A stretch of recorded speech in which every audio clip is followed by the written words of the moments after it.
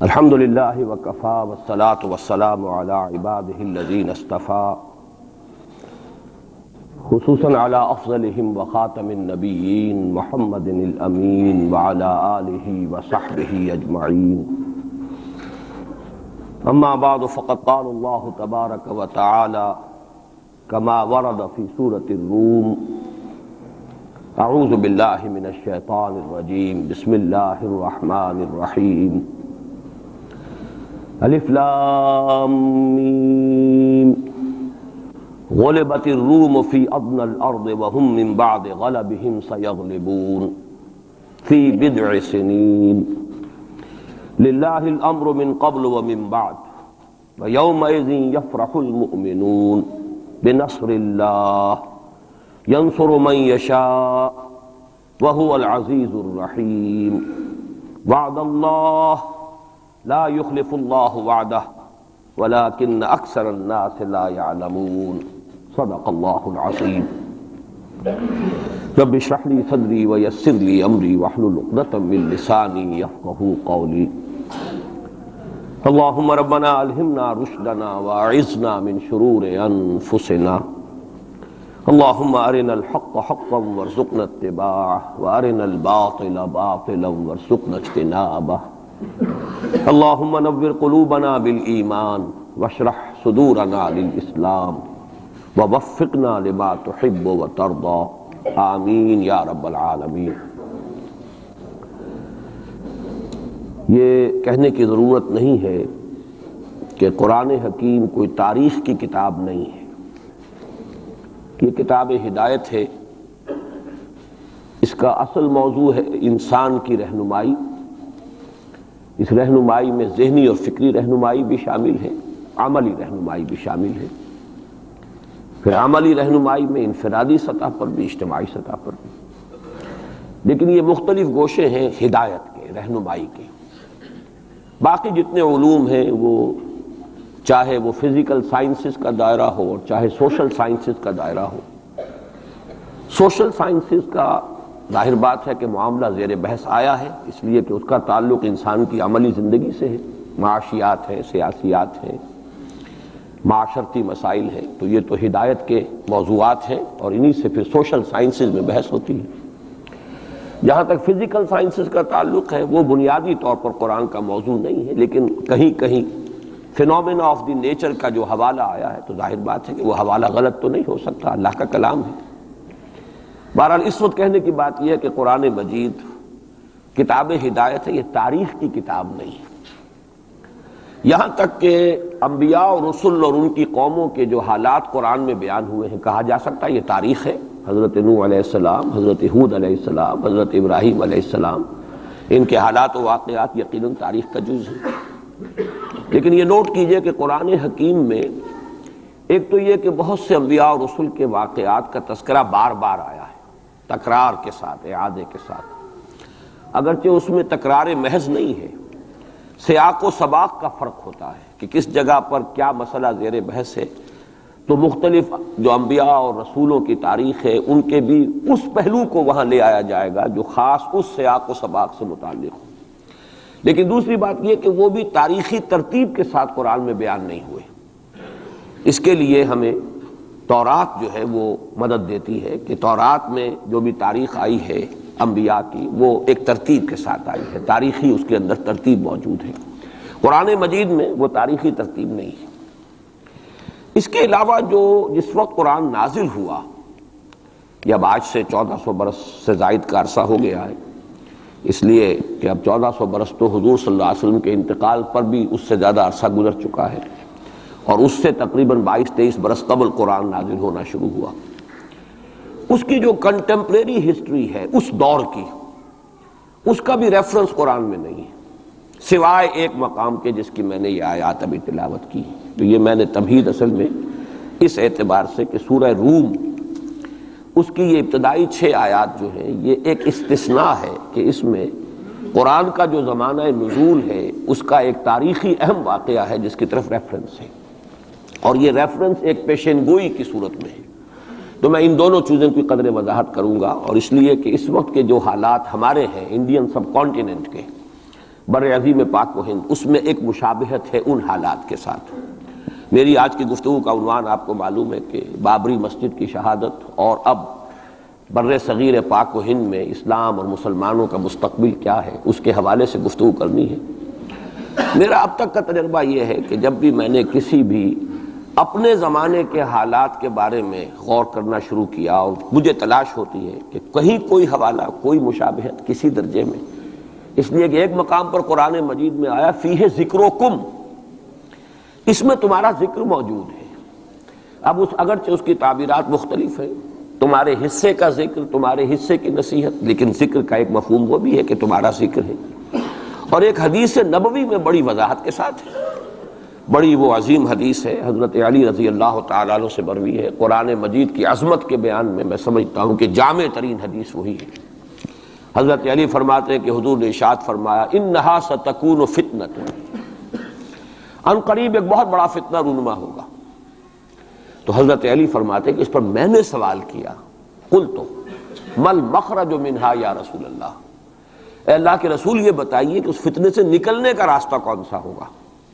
یہ بہت اہم نکتہ ہے کہ یہاں حضرت علی نے یہ نہیں پوچھا، اگر ہم ہوتے تو ہم تو سقراط اور بقراط ہیں نا، تو ہمارا تو معاملہ ہوتا ہے معلومات اور علمیات سے متعلق، ہم پوچھتے کب ہوگا، کیوں ہوگا، کدھر سے ہوگا، کیا ہوگا۔ یہ سارے سوالات جو ہیں کہ وہ فتنہ کب ہوگا، کدھر سے آئے گا، کیوں آئے گا، کیسے آئے گا، کیا اس کے حالات ہوں گے، کیا تفاصیل ہوں گی، یہ سب در حقیقت صرف پہلے ہی انداز ٹھیک تھا۔ یہ ساری چیزیں جو ہیں ان کا تعلق ہے معلومات سے۔ عملی مسئلہ کیا ہوتا ہے، اس سے نکلنے کا راستہ کون سا ہوگا۔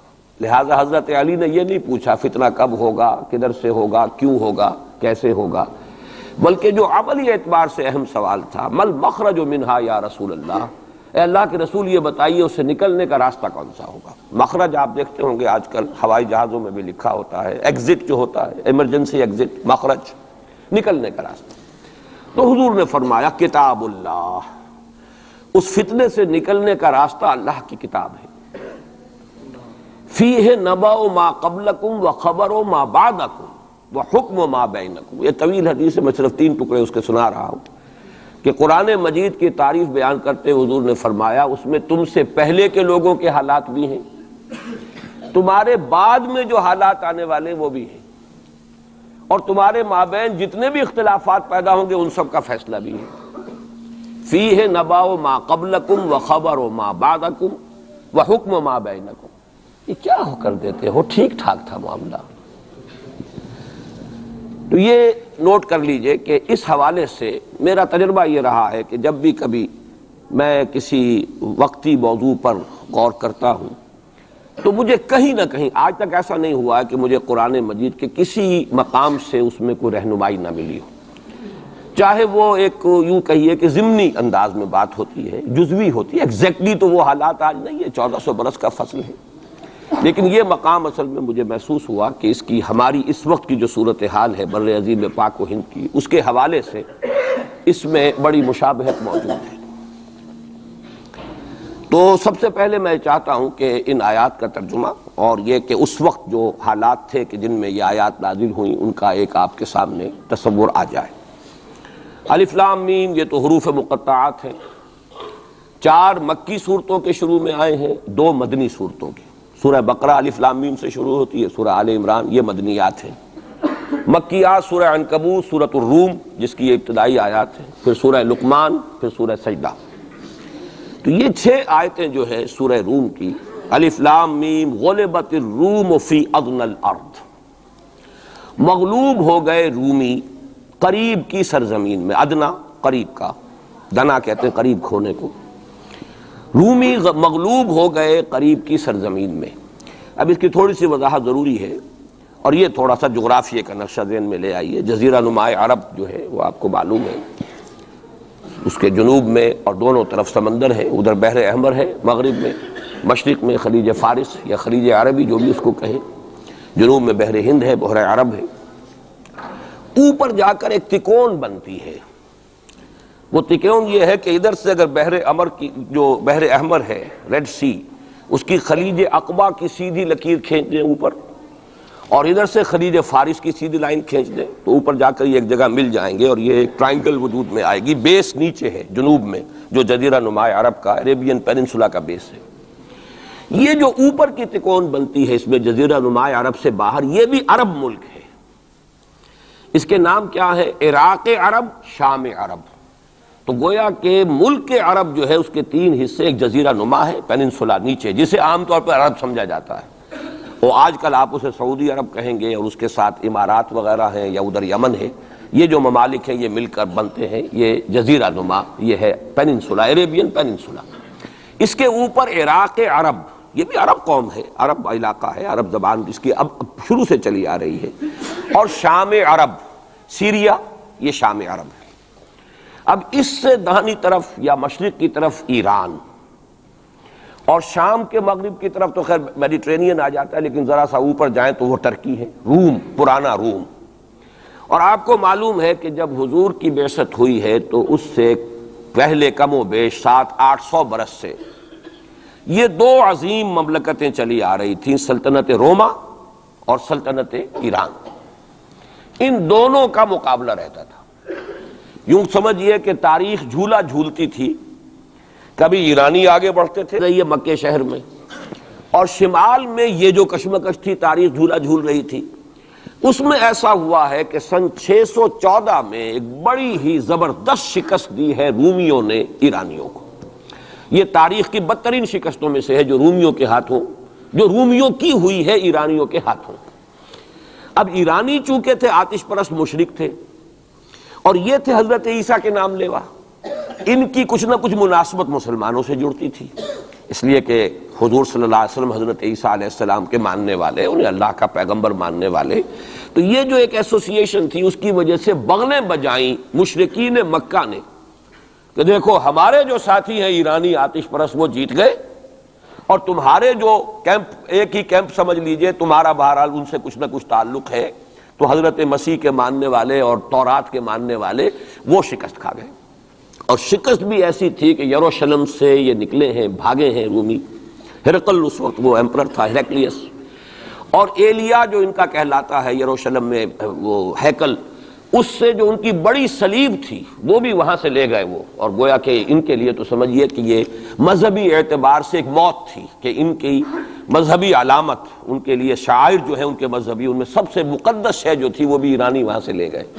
اور بہت ہی زبردست شکست ہوئی ہے اس وقت رومیوں کو، ہیرکلیس کو. اس پر جو بغلیں بجی مشرکین مکہ نے، جو اس پر خوشیاں منائی، مسلمانوں کو ایک طرح سے یوں سمجھیے کہ انہیں ستانے کے لیے، چڑھانے کے لیے، دیکھو وہ جیت گئے، اسی طرح تمہارا بھی قلع کما ہو جائے گا، تمہاری بھی کوئی بنیاد، لستم علی شیء، تمہاری بھی کوئی حقیقت نہیں ہے. جیسے رومی جو ہے وہ شکست کھا گئے، تم بھی ختم ہو جاؤ. اس وقت یہ آیات نازل ہوئی ہیں، اور یہ آیات اب پیشن گوئی کی صورت میں نازل ہوئی ہیں مسلمانوں کی دلجوئی کے لیے. ان کا جو مورال اس وقت گر رہا تھا مکے کے مسلمانوں کا، ابھی ہجرت نہیں ہوئی ہے، ابھی تو یہ مکے ہی میں معاملہ چل رہا ہے. 610 میں حضور پر وحی کا آغاز ہوا ہے. گویا کہ یہ 5واں برس ہے نبوت کا، ابھی ہجرت سے 7 سال پہلے کی بات ہو رہی ہے یہ جو مکے کے اندر جو صورتحال ہے. تو وہاں انہیں خبر دی گئی، الف لام میم غلبت الروم فی ادنی الارض، قریب کی سرزمین میں، اب یہ جزیرہ نما سے قریب ہے یہ پورا علاقہ شام کا، عراق کا، رومی مغلوب ہو گئے، رومیوں کو شکست ہو گئی. وَهُمْ مِنْ بَعْدِ غَلَبِهِمْ سَيَغْلِبُونَ، اور وہ اپنی اس مغلوبیت کے بعد پھر غالب آ جائیں گے. یہ پیشن گوئی ہے کہ یہ صورتحال مستقل نہیں ہے، یہ عارضی سی بات ہے، اس پر بغلیں نہ بجاؤ، اس پہ خوشیاں نہ مناؤ، اور اے مسلمانوں تم دل گرفتہ نہ ہو، رنجیدہ نہ ہو، بلکہ یہ عارضی بات ہے. غلبت الروم فی ادنی الارض وہم من بعد غلبہم سیغلبون فی بضع سنین.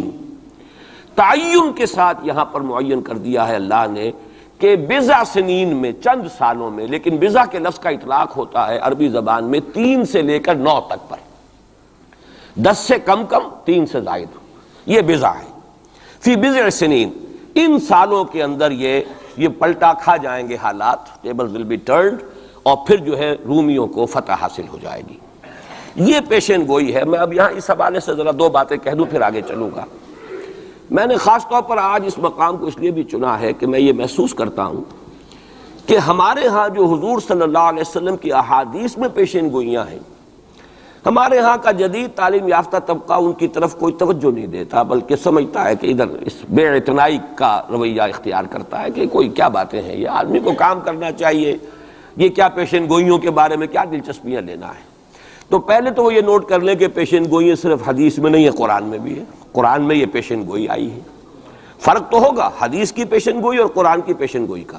کیا فرق ہوگا؟ نمبر ایک یہ کہ قرآن کا تو ہر حرف جو ہے وہ یقینی ہے۔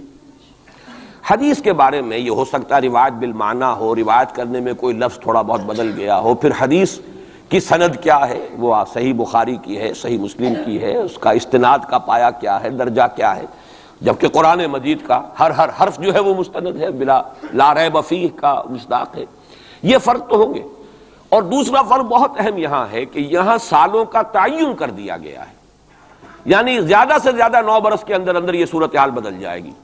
حدیث میں جو پیشین گوئیاں آئی ہیں ان میں کوئی تعین وقت کا نہیں، بلکہ سورہ انبیاء کے آخر میں 2 آیتوں میں حضور سے یہ کہا گیا کہ آپ کہہ دیجئے ان ادری اقریب ام بعید ما توعدون، اے نبی ان سے کہہ دیجئے کہ مجھے یہ معلوم نہیں ہے کہ جس چیز کی تمہیں خبر دی جا رہی ہے، جس چیز کا وعدہ تم سے کیا جا رہا ہے وہ قریب ہے یا دور ہے، ٹائم ٹیبل میں نہیں جانتا، لیکن جو میں کہہ رہا ہوں وہ ہو کر رہے گا۔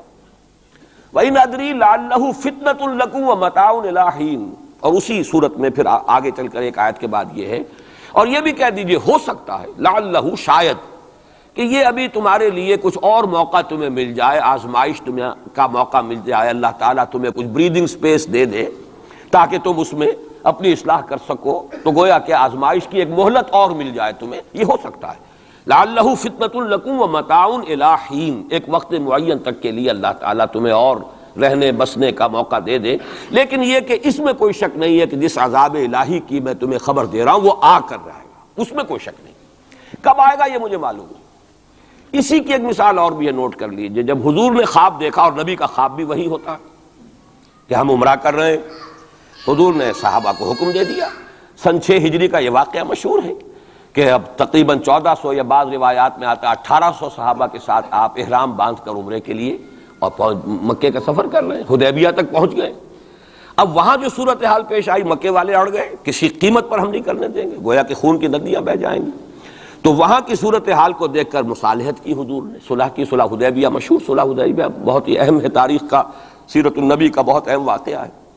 اس پر بعض لوگوں کے ذہنوں میں یہ اشکال پیدا ہوا کہ حضور نے تو کہا تھا کہ میں نے خواب دیکھا ہے، اور نبی کا خواب تو وہی ہوتا ہے، اور ہم اس وقت جا رہے ہیں بغیر عمرہ کیے، تو گویا کہ ایک وسوسہ تو آ سکتا ہے، بڑے سے بڑے آدمی کے ذہن میں آ سکتا ہے۔ اور صحابہ کرام تو آ کر حضور سے کہتے بھی تھے کہ حضور بضع اوقات ہمیں اپنے دل میں ایسی باتیں بھی محسوس ہوتی ہیں کہ زبان پر لانے سے ہم زیادہ بہتر سمجھتے ہیں کہ ہمیں زندہ آگ میں جلا دیا جائے، یعنی ایسے وسوسے بھی ہمارے دل میں آ جاتے ہیں، دماغ میں آ جاتے ہیں۔ تو حضور نے فرمایا کیا واقعی تم ایسا محسوس کرتے ہو کہ اس بات کو زبان پر لانے سے بہتر ہے کہ ہمیں زندہ جلا دیا جائے؟ عرض کیا جی ہاں، یہ تو ہمارا، فرمایا ذاک ایمان، یہی تو ایمان ہے۔ شیطان وسوسہ اندازی کرے گا، لیکن جب تمہارا یہ احساس ہے کہ یہ بات اتنی بری ہے کہ مجھے زندہ جلا دیا جائے، یہ میرے لیے اہون ہے، ہلکا ہے بنسبت اس کے کہ میں اس بات کو زبان پر لاؤں، تو ثبوت ہے کہ ایمان موجود ہے۔ ریئیکٹ کون سی شے کر رہی ہے اس کے خلاف جو رد عمل پیدا ہوا وہ ایمان سے ہے نا، تو یہ تو پھر ایمان کا ثبوت ہے، یہ آپ نے اطمینان دلایا۔ تو وسوسے بعض صحابہ کے ذہنوں میں یہ بھی پیدا ہوئے، تو حضور نے فرمایا تھا کہ میں نے کہا تھا کہ ہم کریں گے عمرہ، لیکن میں نے یہ کب کہا تھا کہ اسی سال ضرور کریں گے۔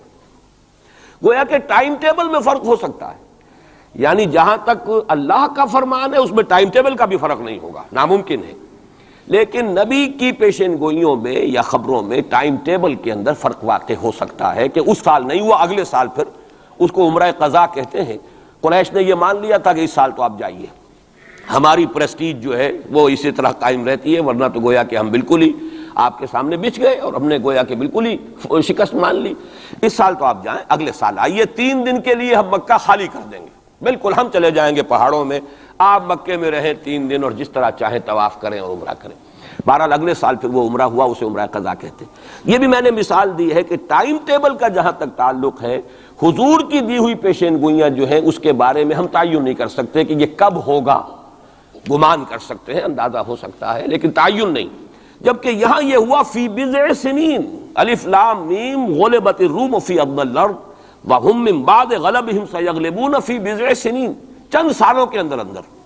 اب اس پر یہ واقعہ بھی آپ نوٹ کر لیجئے کہ حضرت ابو بکر رضی اللہ تعالی عنہ نے انہی آیات کی بنا پر ایک شرط کر لی ایک کافر سے، مشرکین مکہ کے سرداروں میں سے ایک سے، کہ 3 سال کی شرط انہوں نے لگا دی، کم سے کم مدت جو ہوتی بضع کی 3 سال، کہ 3 سال کے اندر اندر اگر یہ صورتحال تبدیل نہ ہوئی تو میں 100 اونٹ تمہیں دوں گا، اور اگر قرآن کی پیشن گوئی درست ہو گئی تو تم 100 اونٹ مجھے دو گے۔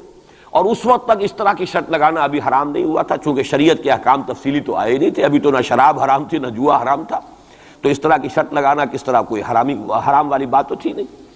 لیکن حضور نے فرمایا کہ نہیں ابو بکر، یہ تم نے غلطی کی، جب بضع کا اطلاق 3 سے 9 تک پر ہوتا ہے تو تم 9 سال کی کرو، تم اونٹوں کی مقدار بڑھا دو، لیکن کہو کہ یہ 9 سال کی مدت جو ہے اس کے اندر اندر یہ معاملہ ہوگا، اس لیے کہ بضع قرآن مجید کا لفظ جو ہے وہ عربی زبان میں کم سے کم اقل مدت 3 برس ہے، لیکن یہ کہ اس کی اکثر مدت 9 برس ہے۔ تو حضرت ابو بکر نے وہ بدلا، اور ٹھیک 9 سال بعد وہ صورتحال پیش آ گئی۔ اور یہ عجیب ہے تاریخ کا واقعہ، ہرقلیس کی یہ جو فتح ہے یہ بھی بڑی ہی معجزانہ تھی۔ وہ جو ڈائریکٹ روٹ تھا جس سے کہ ہمیشہ ان کی جنگیں ہوتی تھیں، یعنی اس کے ترکی کے مشرقی علاقے سے آ کر رومی جو ہے پھر میدان جنگ کو اختیار کریں، بحیرہ کیسپین کا راؤنڈ دے کر پہاڑی جو یہ علاقہ ہے اس کے پیچھے سے آ کر اس نے حملہ کیا ہے، اور ایک دم اچانک جو ہے ایرانیوں کو گویا کہ سرپرائز اٹیک کیا ہے۔ لیکن پھر یہ کہ شکست فاش ہوئی ایرانیوں کو، دوبارہ پھر جو ہے وہ یروشلم پر اس کا قبضہ ہو گیا۔ اس نے منت مانی تھی کہ اگر یروشلم دوبارہ فتح ہو جائے ہمارے ہاتھوں تو میں حمص سے لے کر اور یروشلم تک پیدل جاؤں گا، اور وہاں جا کر جو ہے شکرانے کی نماز ادا کروں گا، چونکہ وہ پھر صلیب انہیں دوبارہ واپس مل گئی، صلیب کو دوبارہ ریسٹور کرنا تھا اسی جگہ پر جا کر، تو پیدل چل کر یہ آیا ہے۔ اور تاریخ میں نوٹ کر لیجیے جب یہ پیدل چل کر آیا تھا اسی وقت، اب زمانہ کافی گزر چکا تھا، تو پھر جو حضور کا نامہ مبارک گیا ہے سن 7 ہجری میں، یہ وہ زمانہ ہے جبکہ یروشلم وہ آیا ہوا تھا، اور اس وقت پھر ابو سفیان کو بلا کر، اس وقت تک وہ ایمان نہیں لائے تھے، حضور کے نامہ مبارک پر پھر ہرقلیس نے پھر سوال جواب کیے اور معلومات حاصل کی ہیں، کون شخص ہے، کیسا ہے، حسب نسب کیسا ہے، اس کا کردار کیسا رہا ہے، کون لوگ اس پر ایمان لا رہے ہیں، جو ایمان لاتے ہیں ان میں سے کوئی واپس بھی جاتا ہے کہ نہیں جاتا، کوئی مرتد بھی ہوتا ہے۔ بڑا ذہین انسان تھا، بڑا عالم و فاضل انسان تھا، پہچان چکا تھا کہ یہ وہی نبی ہے جن کا ہم انتظار کر رہے ہیں۔ لیکن وہ یہ چاہتا تھا کہ جیسے قسطنطین نے اس وقت یہ کیا تھا کہ وہ جب اس نے مذہب بدلا ہے، عیسائیت اختیار کی، تو پوری مملکت جو ہے عیسائی ہو گئی، تو نظام انٹیکٹ رہا، وہی ان کا بادشاہت کا نظام قائم رہا۔ چاہتا تھا کہ میرے یہ تمام کے تمام نائبین سلطنت اور جتنے بھی بطاریق ہیں، یہ بطریق پیٹریارکس، یہ سب کے سب بھی میرے ساتھ اسلام قبول کر لیں۔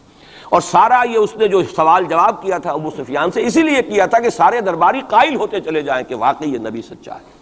لیکن اس کی امید کے برعکس ہوا، ریئیکشن بڑا شدید ہوا ان کے وہ پادریوں میں اور ان کے جو پیٹریارکس تھے ان میں، تو پھر وہ بھی محروم رہ گیا، سلطنت کی بیڑی اس کے پاؤں میں پڑی رہ گئی، زنجیر پڑی رہ گئی، وہ اسلام سے محروم رہ گئی۔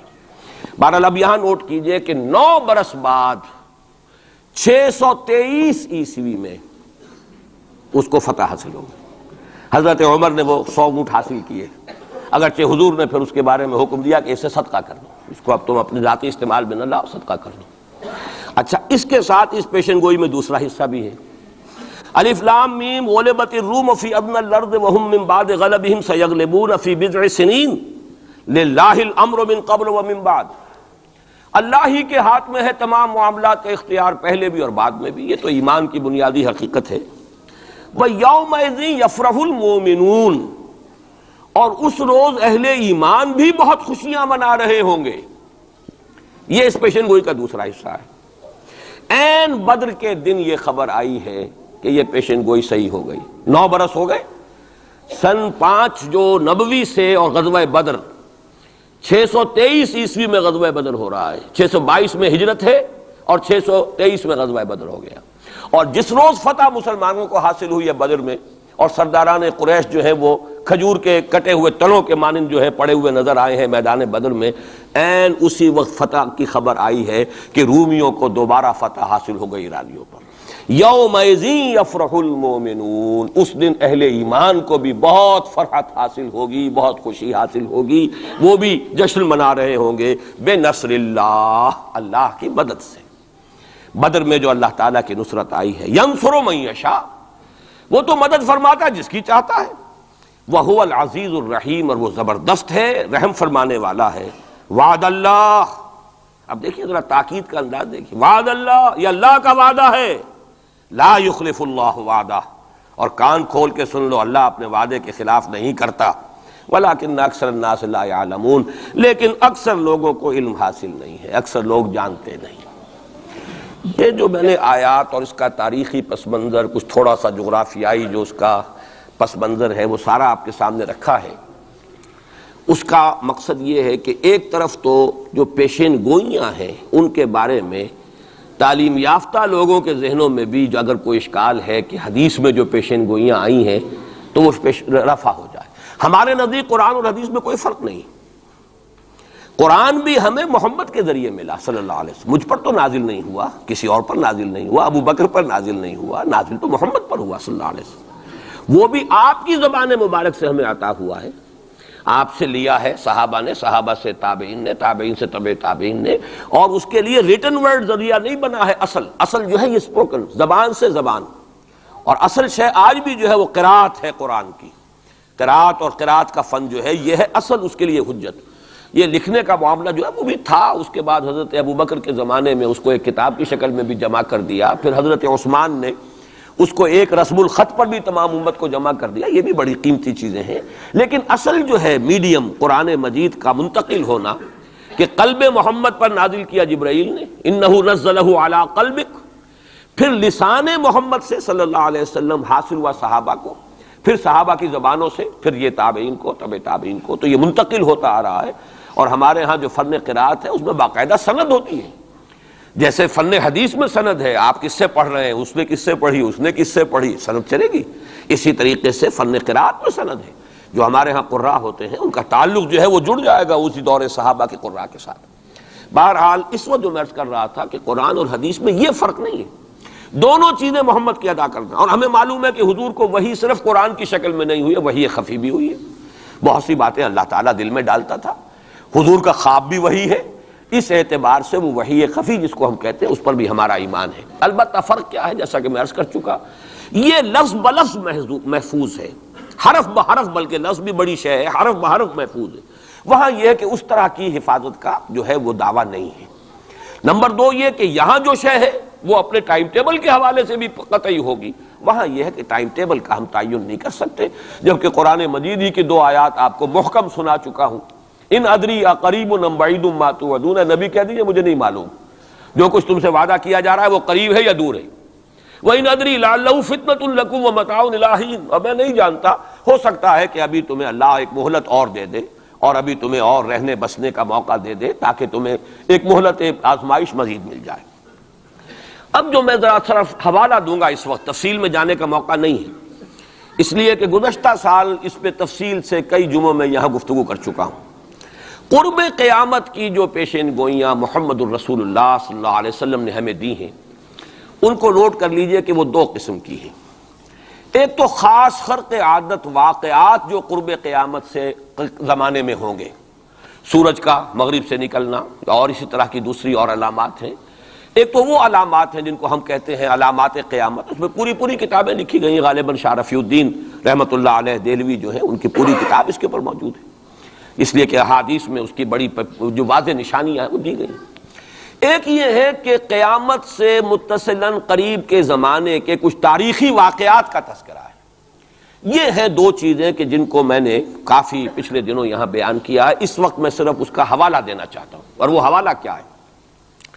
پہلی بات یہ ہے کہ احادیث نبویہ سے صراحت کے ساتھ ثابت ہے کہ قیامت سے قبل پورے کرۂ ارضی پر اللہ کا دین اسی طرح غالب ہوگا جیسے کہ حضور کے دست مبارک سے آپ کی اپنی حیات طیبہ کے دوران جزیرہ نما عرب میں غالب ہو گیا تھا۔ یہ قطعی بات ہے۔ حضور نے 5 ادوار گنائے، یہ حدیثیں ہم نے اس کے ٹیکسٹ بھی عام کیے ہیں، ندائے خلافت میں ان کے ٹائٹلز پر شائع کیا ہے تاکہ یاد کریں آپ حضرات ان حدیثوں کو، اس لیے کہ جو حالات اس وقت ہیں اور جو سامنے آنے والے ہیں بہت مایوس کن حالات ہیں، اور مایوس کن حالات میں پھر اگر امید کی کوئی ڈور جو ہے وہ ہاتھ میں رہے تو آدمی کو سنبھالا ملتا رہتا ہے، کہیں نہ کہیں کچھ امید بھی جو ہے کہ دامان خیال یار چھوٹا جائے ہے مجھ سے، وہ امید کا دامن جو ہے ہاتھ سے بالکل ہی نہ چھوٹ جائے تو کوئی نہ کوئی نا امیدی سنبھلنے دے مجھے ہے نا امیدی کیا قیامت ہے، بڑا پیارا مصرع ہے، سنبھلنے دے مجھے ہے نا امیدی کیا قیامت ہے کہ دامان خیال یار چھوٹا جائے ہے مجھ سے، تو نا امیدی بہت بری شے ہے، لا تقنطوا من رحمۃ اللہ۔ اس اعتبار سے جو حالات امیڈیٹلی اس وقت سامنے ہیں اور جو آ رہے ہیں وہ نہایت مایوس کن، نہایت تکلیف دہ، ان میں ضرورت ہے کہ یہ جو ہمارے لیے کچھ امید افزا خبریں اور پیشن گوئیاں ہیں ان کو بڑے پیمانے پر عام کیا جائے، تاکہ لوگ جو ہیں اس کے حوالے سے اپنے حوصلوں کو، اپنے امنگوں کو، ولولوں کو کچھ برقرار رکھ سکیں اور ان میں کچھ کام کرنے کا جذبہ، اس لیے کہ ایسے لوگ کم ہوتے ہیں اور اللہ تعالیٰ سے دعا کرتا ہوں کہ اللہ تعالیٰ مجھے ان میں شامل کر دے، آپ کو بھی شامل کرے۔ ایک ایسے لوگ ہوتے ہیں کم کہ جو بالکل حالات سے اپنا تعلق منقطع کر کے، مائنس ہے یا پلس ہے اور پازیٹیو ہے یا نیگیٹو ہے، اس سے بالکل منقطع کر کے اپنے احساس فرض کے تحت کام کرے، میرا تو فرض ہے مجھے کرنا ہے، بات ختم ہو گئی۔ کیا حالات ہیں، کیا امیدیں ہیں، کیا کیلکولیشنز ہیں، کیلکولیٹنگ مائنڈ سے انہیں کوئی سروکار نہیں ہوتا، ہمیں اس سے بحث نہیں، کوئی نتیجہ نکل رہا ہے یا نہیں نکل رہا ہے، یا نکل سکتا ہے یا نہیں نکل سکتا، کوئی امید ہے یا نہیں ہے۔ حضرت نوح علیہ السلام 950 برس تک دعوت دیے چلے جا رہے ہیں، کون سی امید تھی؟ آخری وقت تک کوئی امید بر نہیں آئی، کوئی امید تھی ہی نہیں۔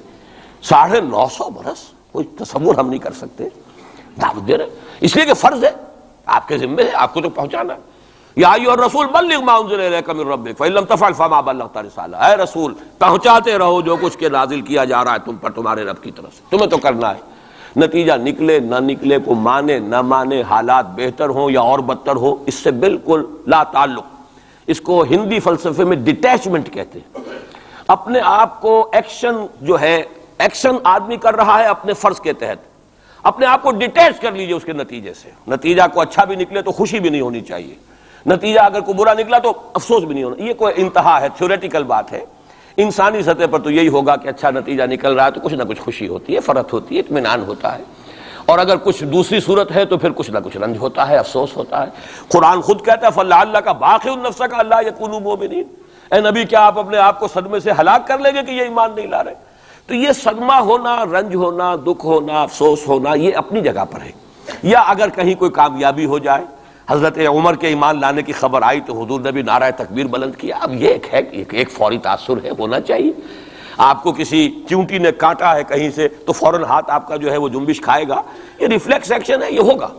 لیکن ہندو فلسفی میں تو یہاں تک ہے کہ ڈیٹیچ کر لو اپنے آپ کو اس درجے کہ آپ کا اپنے ایکشن کے ساتھ، action for the sake of action, یا یوں کہیے کہ وہ اپنے مقصد کے تحت جو ہے آپ کام کر رہے ہیں، باقی یہ کہ کیا نتیجہ نکلتا ہے نہیں نکلتا ہے، امید افزا ہے یا مایوس کو بالکل چھوڑ دیجیے۔ بہرحال اس کی ضرورت ہے، لیکن ایسے لوگ جیسا کہ میں نے عرض کیا ہوتے کم، اکثریت لوگوں کی ایسی ہوگی کہ جو کچھ نظر آتا ہو تو کچھ کام کرتے ہیں، کچھ حوصلہ بڑھتا ہے، پھر کچھ اور ہمت جو ہے بنتی ہے۔ اس حوالے سے میں کہتا ہوں کہ چونکہ جو موجودہ حالات ہیں اور مستقبل قریب میں جو حالات آ رہے ہیں وہ سخت مایوس کن ہیں، انہی کا بعد میں تذکرہ کروں گا۔ لیکن اس وقت جو ہے اگر ہم ان حدیثوں کو سامنے رکھیں گے کہ پہلی بات یہ کہ اس دنیا پر، پورے کرۂ ارضی پر دین کا غلبہ ہو کر رہے گا، دین حق اسی طرح نافذ ہوگا جیسے کہ حضور کے ہاتھوں نافذ ہوا ہے جزیرہ نما عرب۔ اور یہ جو گلوبل ڈومینیشن ہے اسلام کی، یہ ایک تو اس سے بھی ثابت ہے کہ 3 مرتبہ قرآن میں فرمایا گیا هو الذی ارسل رسولہ بالہدی ودین الحق لیظہرہ علی الدین کلہ۔ حضور کا مقصد بعثت ایکسکلوسیو شان ہے، یہ صرف آپ کی ہے، کسی اور نبی اور رسول کی نہیں ہے، کہ قرآن کہتا ہے غلبہ دین کے لیے بھیجا ہم نے، صرف تبلیغ کے لیے نہیں بھیجا۔ باقی تمام انبیاء صرف تبلیغ کے لیے آئے، تبلیغ، تذکیر، تبشیر، تذکیر، نصیحت، جو بھی کہیں، تعلیم، تزکیہ، لیکن غلبہ دین کا لفظ صرف محمد الرسول اللہ صلی اللہ علیہ وسلم کے بارے میں آیا اور 3 مرتبہ آیا، کسی اور نبی کے لیے 1 مرتبہ بھی نہیں آیا۔ اور دوسری بات یہ بھی قرآن کے محکمات میں سے ہے کہ وَمَا أَرْسَلْنَاكَ إِلَّا كَافَّةً لِلنَّاسِ بَشِيرًا وَنَذِيرًا، ہم نے نہیں بھیجا ہے محمد آپ کو مگر تمام نوع انسانی کے لیے، پوری نوع انسانی کی، گویا کہ پورے عالم انسانیت پر غلبہ دین ہوگا تو بعثت محمدی کی تکمیل ہوگی. پورے عالم جب بھیجا گیا پورے عالم انسانی کے لیے، اس اعتبار سے بھی صغرا کبرا جوڑیے تو اس کا نتیجہ نکلتا ہے. باقی یہ کہ حضور نے وضاحت کے ساتھ وہ احادیث جو ہیں جیسے میں نے عرض کیا، میں نے بارہا آپ کو سنائی ہیں، حضور نے 5 دور گنوائے ہیں: دور نبوت، دور خلافت علی منہاج النبوہ، حدیث کا ٹیکسٹ میں بیان نہیں کر رہا وقت کی کمی کی وجہ سے، پھر دور ایسی ملوکیت کا جو کٹ کھنی ہوگی، ظالم کاٹ کھانے والی، پھر دور ایسی ملوکیت کا جو جبری ہوگی. یہ میرے نزدیک جو غلامی کا دور ہمارا گزر چکا ہے اور ابھی ہے، پارشلی ختم ہوا، پارشلی باقی ہے. براہ راست جو ہے ویسٹرن امپیریلسٹ پاورز جو ہیں وہ یہاں سے چلی گئی ہیں، ان کی فوجیں اب موجود نہیں ہیں ہمارے ہاں، لیکن یہ کہ ان کی تہذیب، ان کا تمدن، ان کا فکر، ان کے نظریات، ان کے فلسفے، ان کی سوچ، ان کا طرز بود و باش، انہی کا لباس، انہی کی صفت، یہ سب کچھ موجود ہے. اور ٹیکنالوجی میں، علم میں اور معاشیات میں ہم بالکل بھکاریوں کی طرح ان کے سامنے ہاتھ پھیلانے پر مجبور ہیں. تو وہ ختم نہیں ہوا چوتھا دور، بلکہ در حقیقت یہ کہ انٹرم پیریڈ ہے چوتھے اور 5ویں کے درمیان. اور 5واں آپ نے فرمایا ثم تکون خلافت علی منہاج النبوہ، پھر 5واں دور آئے گا خلافت علی منہاج النبوہ کا. اور اس وقت گویا کہ پوری جو یہ عالم انسانیت ہے یہ اس چوتھے اور 5ویں دور کے درمیان میں ہے. یہ ایک درمیان کا عرصہ ہے، نو مینز لینڈ کہہ لیجئے اس کو، یا یہ کہ برزخی یہ دور ہے. وہ جو دور تھا امپیریلزم کا، مغربی امپیریلزم، غیر مسلموں کی ہم پر حکومت، ملکن جبرین، اور وہ خلافت علی منہاج النبوہ. پھر وہ 2 حدیثیں حضرت ثوبان رضی اللہ تعالی عنہ سے جو کہ مسلم شریف میں مروی ہے کہ مجھے اللہ تعالیٰ نے ساری زمین سکیڑ کر دکھا دی، یہاں تک کہ میں نے اس کے سارے مشرق دیکھ لیے، سارے مغرب دیکھ لیے. وَإِنَّ أُمَّتِي سَيَبْلُغُ مُلْكُهَا مَا زُوِيَ لِي مِنْهَا، اور سن لو کہ میری امت کی حکومت ان تمام علاقوں پر قائم ہو کر رہے گی جو مجھے سکیڑ کر دکھا دیے گئے.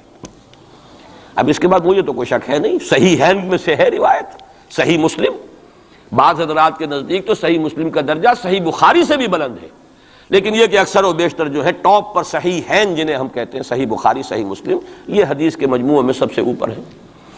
اچھا، دوسری حدیث حضرت مقداد ابن اسود سے، لا يبقى على الارض بیت وبر ولا مدر الا ادخل اللہ فیہ کلمۃ الاسلام، اللہ تعالیٰ اس روئے ارضی پر ایک گھر نہیں چھوڑے گا، نہ اینٹ گارے کا بنا ہوا گھر، نہ کوئی کمبلوں کا بنا ہوا خیمہ جس میں اسلام کو داخل نہ کر دیں. البتہ اسلام کا داخلہ 2 طریقوں سے ہوگا، بعز عزیز اور ذل ذلیل. یا تو گھر والا اور خیمے والا اسلام قبول کر لے گا تو اسلام کے اعزاز کے ساتھ اس کا بھی اعزاز ہو گیا.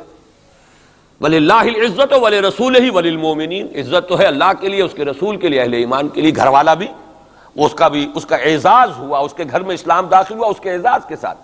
اگر نہیں قبول کرے گا تو نیچے ہو کر رہنا پڑے گا. یؤتُوا الْجِزْیَۃَ عَنْ یَدٍ وَهُمْ صَاغِرُونَ، چھوٹے ہو کر جزیہ پیش کرنا ہوگا. تو گویا کہ اسلام تو اس کے گھر میں بھی داخل ہو گیا، لیکن وہ بدبخت اعزاز اسلام سے خود محروم رہا.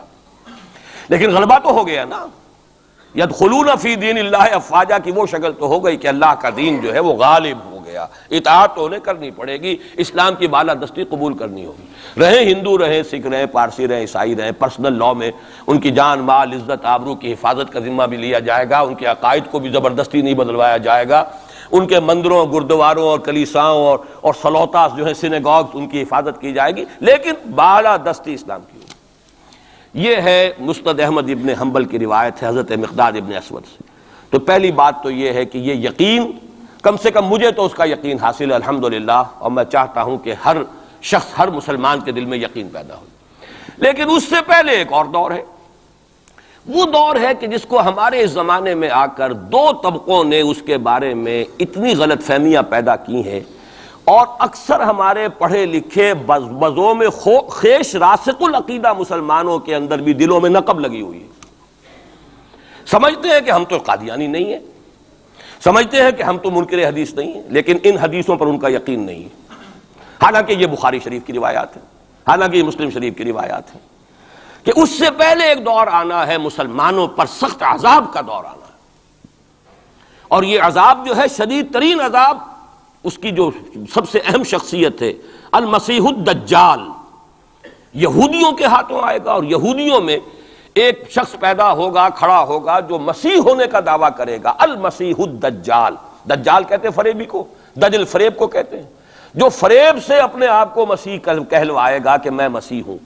اس کی وجہ کیا ہے کہ یہودیوں کے ہاں یہ روایت موجود تھی کہ ہمارا ایک سیویئر آئے گا، ہمارا ایک نجات دہندہ آئے گا جو ہمیں پھر دنیا کے اندر غلبہ دلوائے گا اور ہماری جو پرومسڈ لینڈ ہے وہ پوری کی پوری ہمیں دلوا دے گا. وہ جو گریٹر اسرائیل کا نقشہ انہوں نے بنا رکھا ہے، یہ ان کے پرومسڈ لینڈ ہے، خوابوں کی سرزمین ہے. اچھا وہ تو حضرت مسیح آئے تھے علیہ الصلوۃ والسلام، وہ تو آ گئے، انہوں نے مانا نہیں.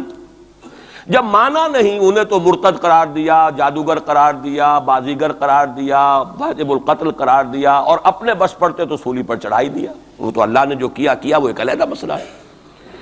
اب وہ جگہ تو خالی ہے جو آپ کہتے ہیں نا کہ کوئی ویکینسی ہے موجود، پوزیشن از ویکنٹ. ابھی وہ منتظر ہیں ایک مسیحا کے کہ ہمارا اصل مسیح آنے والا ہے. وہ ان کا کوئی لیڈر کھڑا ہوگا جو اس دعوے کے ساتھ کھڑا ہوگا کہ اب میں اس مہم کو شروع کرتا ہوں کہ جس سے وہ جو گریٹر اسرائیل ہے، پوری عظیم تر اسرائیل وجود میں لاؤں گا. دیر کیا لگتی ہے؟ کوئی وزیر اعظم جو بھی ہو اسرائیل کا کھڑا ہو جائے ڈٹ کر کہ ٹھیک ہے وی ڈکلیئر وار، اور ہم تو یہ علاقے اب لے کر رہیں گے. جس کو کہ اس نے بھی کہا ہے، یہ جو اس وقت ہے ریبین جو ہے، اس کے بارے میں خیال یہ ہوا تھا کہ جب یہ وزیر اعظم بنا اسرائیل کا کہ یہ بڑا ماڈریٹ ہے، بہت ایسا ہے ویسا ہے، اور اس نے وہ امریکن سے اپنا وہ 10 بلین کا جو لون لینا چاہتے تھے اس کو اوکے کرانے کے لیے کچھ دنوں کے لیے نئی سیٹلمنٹس کی تعمیر کا کام بھی سسپینڈ کر دیا. تو بڑی امیدیں ہو گئیں، چلو جی ایک پروسیس آف جو پیس ٹاکس شروع ہو جائیں اور یہ ہو جائے. لیکن سب ثابت ہو چکا ہے. اسی زمانے میں وہ گیا اپنے فوجی ہیڈ کوارٹر میں اور جا کر وہاں پہ اپنے فوجی آفیسرز کی وہ جو اب لوگوں میں تشویش ہو گئی ہوگی کہ ہم کس خواب کو دیکھ رہے ہیں اور یہ شخص کدھر چلنے لگ گیا ہے، تو جا کر کہا اور رپورٹ ہوئی ہے خبر. اس نے کہا یہ نہ سمجھو کہ گریٹر اسرائیل کو میں نے چھوڑ دیا ہے، اس کا نقشہ تو میرے دل پر کندہ ہے اور میں منتظر ہوں وہ وقت آئے کہ ہم وہ گریٹر اسرائیل قائم کریں. کوئی شخص کھڑا ہو جائے گا، اس کے لیے وہ ڈکلیئر کر دے گا. کوئی شکلیں اور کوئی سچویشن ہو سکتی ہے. اور اس اعتبار سے نوٹ کیجئے کہ یہ بابری مسجد کی شہادت کے بارے میں یہ صحیح بات کہی جا رہی ہے کہ یہ در حقیقت ایک فیلر ہے ہنود اور یہود کے جو گٹھ جوڑ ہے. یہ میں آپ کو پہلے بتا چکا ہوں کہ یہ جو وہاں کا ہندو فنڈامنٹلسٹ ہے ہندوستان کا، باقاعدہ وفد گئے اسپین یہ معلوم کرنے کے لیے کہ اسپین میں مسلمانوں کو جو ایکسٹرمینیٹ کیا تھا کس طریقے سے کیا تھا. باقاعدہ یہ تو ریسرچ کرتے ہیں، محنتیں کرتے ہیں اور بہت ہی مستقل مزاجی کے ساتھ کام کرتے ہیں. انہوں نے تو باقاعدہ اس کا بھی جائزہ لیا ہوا ہے. پھر اسرائیل کے ساتھ جو ہم کے کانٹیکٹ ہو رہے ہیں، اور ابھی جو اسرائیل کا وزیر اعظم وہاں پہ آنے والا تھا، وہ وزیر خارجہ غالباً کسی وجہ سے ابھی جو صورت ہو گئی ہے اس کو ملتوی کیا ہے. تو یہ در حقیقت یہ دیکھنا ہے کہ مسلمانوں کے اندر جان ہے تو کتنی. یہ فیلرز پھینکے جایا کرتے ہیں، اندازہ ہو جائے کتنا ریئیکشن ہے. وہ ریئیکشن جتنا کچھ تھا ہو لیا. اور ہمارا ریئیکشن ہونا کیا ہے؟ اس سے پہلے جب مسجد اقصیٰ کے ساتھ جو بھی بے حرمتی ہوئی اور جب یروشلم گیا ہے، کتنا کوئی رونا پیٹنا ایک دفعہ تو پورے عالم اسلام میں ہو گیا تھا. اب کہاں ہے وہ رونا پیٹنا؟ اب تو ریکنسائل کیے بیٹھے. اب تو وہی عرب ممالک ایک ٹیبل پر جا کر میڈرڈ میں تو بیٹھ آئے نا آخر اسرائیل کے ساتھ، اور اب مسلسل گفتگویں واشنگٹن میں جو ہے، ایک پہلا round, second round, third round. کبھی تو اس کے ساتھ ایک میز پر بیٹھنا گوارا نہیں تھا، اس کو ریکگنائز کرنے کا کوئی سوال نہیں تھا. اب اس کی باتیں بھی ہو رہی. تو معلوم ہوتا ہے کہ یہ سارے جو ہیں حالات، یہ کوئی ایسی باتیں نہیں ہیں، کوئی فیری ٹیلز ہوں، یہ کوئی پریوں کی کہانیاں ہوں جو آنے والی ہیں کیسے ہم مان لیں. یہ صحیح عقیدہ اسلامی ہے. ازروع احادیث حضرت مسیح علیہ السلام زندہ آسمان پر اٹھائے گئے اور وہی حضرت مسیح علیہ السلام دوبارہ آئیں گے اور یہودیوں کا آخری قلع قمع انہی کے ہاتھوں ہوگا. اور یہ در حقیقت قرآن مجید کا جو فلسفہ ہے انبیاء اور رسول کے بارے میں، اس کے عین مطابق ہے. جس قوم کی طرف کوئی رسول بھیج دیا جاتا تھا، وہ قوم جب رد کر دیتی تھی رسول کی دعوت کو، اتمام حجت کر دیا رسول نے، 950 برس تک دعوت دی، قوم نے رد کر دیا. یا حضرت ہود نے کتنے عرصے دعوت دی اس کی وضاحت نہیں ہے، طویل عرصے تک دی، قوم نے رد کر دیا. حضرت صالح نے کتنے عرصے دعوت دی، قوم نے رد کر دیا. پھر کیا ہوتا تھا؟ اس قوم کو ہلاک کر دیا جاتا تھا، ختم کر دیا جاتا تھا، پھر اس کا نام و نشان نہیں چھوڑا جاتا تھا. فَقُطِعَ دَابِرُ الْقَوْمِ الَّذِينَ ظَلَمُوا، جڑ کاٹ دی جاتی تھی اس ظالم قوم کی. لا یرا الا مساکنہم، اب ان کے صرف مسکن نظر آتے تھے، وہ رہنے والے نظر نہیں آتے تھے. چلے جائیے قرطبہ میں دیکھ لیجئے اور غرناطہ میں جا کر محل دیکھ لیجئے الحمرا، لیکن جو لوگ یہاں کبھی آباد تھے ان کا نام و نشان بھی نہیں ہے. یہ تو اب جو آثار قدیمہ ہیں، سیریں کر لیجئے جا کر. مسجد قرطبہ بھی ہے، سیر کر لیجئے، وہ تو اقبال کو تو خیر کوئی اجازت بھی مل گئی تھی نماز پڑھنے کی خاص کوئی، ورنہ وہاں پر تو اس کا بھی امکان نہیں ہے، اس کے ہارٹ میں جو ہے وہ چیپل موجود ہے، چرچ موجود ہے۔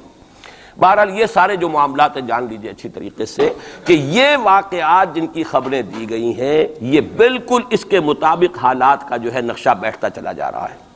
کوئی یہودی لیڈر کھڑا ہوگا اور وہ مسیح کا دعویٰ کرے گا، میں ہوں مسیح، چاہے وہ خود بھی جانتا ہو کہ میں جھوٹ بول رہا ہوں اور جانتا ہوگا کہ جھوٹ بول رہا ہوں، لیکن یہ کہ تمام اس یہودیوں کو جمع کرنے کے لیے لازم ہوگا کہ وہ دعویٰ کرے۔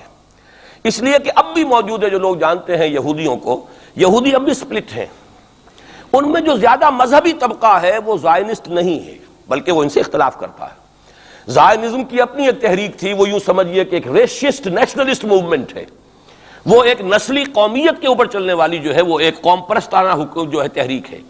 جو مذہبی طبقہ ہے، جو یہودی داڑیاں رکھتے ہیں اور جو لمبے لمبے بال رکھتے ہیں اور کالی ٹوپیاں پہنتے ہیں اور لمبی شیروانیوں ٹائپ جو ہیں ان کے لانگ کوٹس ہوتے ہیں، اور یہ وہاں مینہٹن میں بڑے نظر آتے ہیں گھومتے ہوئے اور بہت سرمایہ دار ہیں، اسی لیے نیو یارک کو جو یارک کہا جاتا ہے، وہ یہودی جو ہے وہ ان میں بڑا طبقہ بھی موجود ہے کہ جو اس زائنزم کو اور اسرائیل کو تسلیم نہیں کر رہا۔ تو ظاہر بات ہے کہ ان کے لیے ضرورت ہوگی کہ کوئی مذہبی اپیل آئے، منتظر تو وہ بھی ہے مسیح کے، اب آنا تو نہیں ہے، وہ مسیح جو آئے گا وہ تو آئے گا ان کی ہلاکت کے لیے، اس سے پہلے کوئی کھڑا ہوگا اور اس کو پھر یہ مذہبی یہودی بھی مان لیں گے۔ نتیجہ یہ ہوگا کہ جو بھی پوری دنیا کا یہودی ہے وہ اس ایک علاقے میں آ جائے گا اور وہ اپنے اس گریٹر اسرائیل کے لیے پھر جو وہاں پر جنگ کی بھٹی دہکے گی۔ یہ کتاب الملاحم، اکثر جو حدیث کی کتابیں ان کے آخر میں آ کے کتاب الملاحم کا باب ہے علیحدہ علیحدہ، جس میں کہ اس دور کی خبروں کا جو ہے حضور نے پوری پیشن گوئیاں کی ہیں کہ یہ کچھ ہونا ہے۔ جہاں تک المسیح الدجال کا تعلق ہے اس کے بارے میں تو الفاظ یہ ہیں کہ کوئی نبی اللہ کا ایسا نہیں گزرا کہ جس نے مسیح الدجال کی فتنے سے خود پناہ طلب نہ کی ہو اللہ کی۔ خود حضور کی جو دعائیں ہیں معصورہ، اس میں ہے وَأَعُوذُ بِكَ مِن فِتْنَةِ الْمَسِيحِ الدَّجَّالِ، اے اللہ میں تیری پناہ طلب کرتا ہوں فتنت مسیح الدجال سے۔ وہ فتنہ اب سر پر آیا ہوا ہے، یہ چند سالوں کی بات ہے، اور اکثر و بیشتر کچھ اور حوالوں سے بھی، وہ نوسٹروڈیمس کے حوالے سے ہو یا کسی اور کے حوالے سے ہو، پیشین گوئیاں وغیرہ، دنیا میں اس وقت پوری اس فضا کے اندر جو مذہبی فضا ہے یورپ کی، وہ بھی بہت پریگننٹ ہے اس حوالے سے کہ یہ پیشین گوئیاں اور اس طرح کی خبریں اور اس طرح کی آمد۔ چنانچہ میں کئی مرتبہ کر چکا ہوں کہ آپ کو امریکہ میں بمپرز کے اوپر سٹیکرز ملتے ہیں، مسیح is coming, Jesus is coming, یہ عیسائیوں کا ہے، وہ بھی منتظر ہیں حضرت مسیح کی آمد کے، ہم بھی منتظر ہیں حضرت مسیح کی آمد کے، وہی مانا کہ حضرت مسیح نازل ہوں گے، حضور نے خبر دی ہے، اور آ کر مسلمان کے پیچھے نماز پڑھیں گے، وہ ایک امتی کی حیثیت سے آئیں گے، اب نبی کی حیثیت سے نہیں آئیں گے، بلکہ اپنی امت جو ہے یہود جنہوں نے کہ ان کو انکار کر دیا تھا قبول کرنے سے، ان کو سزا دینے آئیں گے، انہی کی ہلاکت اور بربادی کے لیے آئیں گے، جیسے کہ حضرت نوح کی نگاہوں کے سامنے ان کی قوم ہی نہیں ان کا بیٹا بھی غرق کیا گیا نگاہوں کے سامنے، جس طرح کہ حضرت ہود کی نگاہوں کے سامنے ان کی قوم جو ہے وہ برباد کی گئی۔ اسی طریقے سے اللہ کا یہ قانون رہا ہے کہ جس قوم کی طرف رسول بھیج دیا، اس قوم نے اگر رد کر دیا دعوت کو، اس قوم کو اسی رسول کے سامنے ہلاک کیا گیا، تاکہ نظر آ جائے کہ یہ تمہارے جو مجرم ہیں یہ کیفر کردار کو پہنچ گئے۔ یہ ہے معاملہ کہ جو یہودیوں کے ساتھ بعد میں پیش آنا ہے، اس کے بعد تو پھر وہ اسلام کے غلبے کا دور آ جائے گا، لیکن اس سے پہلے مسلمانوں پر شدید ترین عذاب کا دور آ رہا ہے، اور یہ خبریں جو ہیں یہ بھی احادیث میں۔ اسی لیے میں نے کہا تھا کہ موجودہ حالات اور امیڈیٹ فیوچر بہت ڈارک ہے، بہت گلومی ہے مسلمانوں کے لیے۔ البتہ مسلمانوں میں اور مسلمانوں میں ایک فرق ہے، یہ اس کو نوٹ، یہ میں ساری باتیں جو کہہ رہا ہوں محکمات قرآنی کی بنیاد پر کہہ رہا ہوں، میرا تو بہرحال جو بھی اب زندگی گزری ہے قرآن مجید کے پڑھنے پڑھانے میں گزری ہے، اسی پر سوچ بچار ہے، گفتگو میری ہے تو قرآن کے حوالے سے الحمدللہ، دعوت ہے تو قرآن کی ہے، تو میں جو کچھ کہہ رہا ہوں، لیکن اب ہر چیز کے لیے تفاصیل سے اور تفصیل کے ساتھ دلائل بیان کرنے کا یہ وقت نہیں ہے، مختلف مواقع پر میں اس کے لیے دلائل دیتا رہا ہوں۔ لیکن نوٹ کر لیجئے، میں نے اسی مسجد میں ایک دفعہ ہیومن جیوگرافی کا لفظ استعمال کیا تھا کہ یہ جو تاریخ انسانی ایک جغرافیہ بھی ہے، تقریباً 600 کروڑ دنیا میں اس وقت حضرت آدم کی نسل آباد ہے، ان میں سے 1/5 1 ارب سے زائد ہے، 120 کروڑ کے لگ بھگ ہیں مسلمان، ان سے دگنے ہیں عیسائی حضرت مسیح علیہ السلام کے نام لیوا، باقی جو ہے وہ پھر بقیہ ہیں، ہندو ہیں، بدھ ہیں، یہ ہیں وہ ہیں، لیکن یہ سمجھ لیجئے کہ یہ ہے ہمارا اس وقت ہیومن جیوگرافی کا ایک معاملہ۔ یہ جو 120 کروڑ کے قریب مسلمان ہے، کلمہ گو ہے، محمد کا امتی ہے صلی اللہ علیہ وسلم، اب اس کے دو حصے کر لیجئے۔ 20 کروڑ کے لگ بھگ ہے عرب، اور عرب سے مراد ہے جن کی اس وقت مادری زبان عربی ہے، جو عربی بولتے ہیں، عربی سمجھتے ہیں، عربی ان کی زبان۔ نسلاً سب کے سب عرب نہیں ہیں، ان میں بربر بھی ہیں، شمالی افریقہ کے بربر ہیں نسلی طور پر، لیکن یہ کہ جب مسلمان وہاں غالب آ گئے ان کی زبان ہی ختم ہو گئی، تہذیب بھی ختم ہو گئی، وہ بالکل پورے عربائزڈ ہو گئے، یہاں تک کہ سوڈانی پورے عربائزڈ ہیں، ان کی عربی زبان ہے، عربی بولتے ہیں۔ تو یہ سب کے سب جو اس وقت میں عرب جو کہہ رہا ہوں وہ در حقیقت عرب جو کہ عربی بولنے والے عرب ہیں، اور دوسرے جو ہے نان عرب وہ تقریباً 100 کروڑ ہیں، اور اس میں بھی نوٹ کر لیجئے ان میں سے لگ بھگ 40 کروڑ سب کانٹیننٹ میں آباد ہے، سب کانٹیننٹ پاکستان، بھارت اور بنگلہ دیش، 40 کروڑ۔ کتنی بڑی تعداد ہے امت مسلمہ کا، 1/3۔ اگر ٹوٹل 120 کروڑ ہے تو ٹوٹل کا 1/3 جو ہے وہ ان 3 ملکوں کے اندر ہے جو کبھی ایک ہندوستان ہوتا تھا، اسی لیے میں اس کے لیے لفظ استعمال کرتا ہوں بر عظیم پاک و ہند، اس میں 40 کروڑ کے قریب مسلمان۔ بہرحال اس میں جو تقسیم ہے ازروع قرآن وہ 2 کی ہے، امیین اور آخرین، یہ قرآن کی اصطلاحات ہیں سورہ جمعہ میں۔ هو الذی بعث فی الامیین رسولا منہم، ایک امیین ہیں جن میں سے خود حضور تھے، عرب، آپ کی زبان عربی، اور انہی کی زبان میں قرآن نازل ہوا، نوع انسان را پیام آخری حامل رحمت للعالمین، وَكَذَلِكَ أَنزَلْنَاهُ قُرْآنًا عَرَبِيًّا لَعَلَّكُمْ تَعْقِلُونَ۔ لَعَلَّكُمْ تَعْقِلُونَ میں تو مخاطب نہیں ہوں، میری زبان تو عربی نہیں ہے، لَعَلَّكُمْ تَعْقِلُونَ میں کون مخاطب ہے؟ وہ جن کی زبان عربی ہے۔ ان لوگوں کو اللہ نے رتبہ زیادہ دیا، فضیلت دی، اس سے بڑی فضیلت کیا ہوگی؟ حضور انہی میں سے ہیں صلی اللہ علیہ وسلم، منہم هو الذی بعث فی الامیین رسولا منہم، انہی میں سے۔ پھر یہ کہ ان کی زبان میں اللہ نے اپنا کلام نازل کیا، فضیلت بھی بڑی ہوئی، لیکن فضیلت جہاں بڑی ہوتی ہے ذمہ داری بھی زیادہ بڑی ہوتی ہے، اور زیادہ بڑی ذمہ داری والا آدمی کوتاہی کرتا تو سزا بھی زیادہ بڑی ہوتی ہے۔ تینوں چیزیں جو ہے لازم و ملزوم ہیں، جن کے درجے ہیں سوا، ان کی سوا مشکل ہے، درجہ سوا ہے، بلند ہے، ذمہ داری بھی زیادہ ہے، کوتاہی ہوگی تو سزا کی بھی زیادہ مستحق ہو گئے۔ اس کا مصداق ہے عالم عرب، خاص طور پر وہ جو اصل عرب ہے پرانے، لیکن طبعاً چاہے وہ غیر عرب تھے لیکن عربی زبان اب ان کی مادری زبان ہو چکی ہے، وہ بھی اس میں شامل ہو گئے۔ ان پر اصل سزا کا دور ان پر آنا ہے، اور ایک عجیب بات ہے، انہی پر اصلاً ایک سزا کا دور پہلے بھی آیا تھا، یہ سیکنڈ ٹائم ہے، جیسے کہ بنی اسرائیل کے بارے میں آیا ہے، وَقَضَيْنَا إِلَىٰ بَنِي إِسْرَائِيلَ فِي الْكِتَابِ لَتُفْسِدُنَّ فِي الْأَرْضِ مَرَّتَيْنِ وَلَتَعْلُنَّ عُلُوًّا كَبِيرًا۔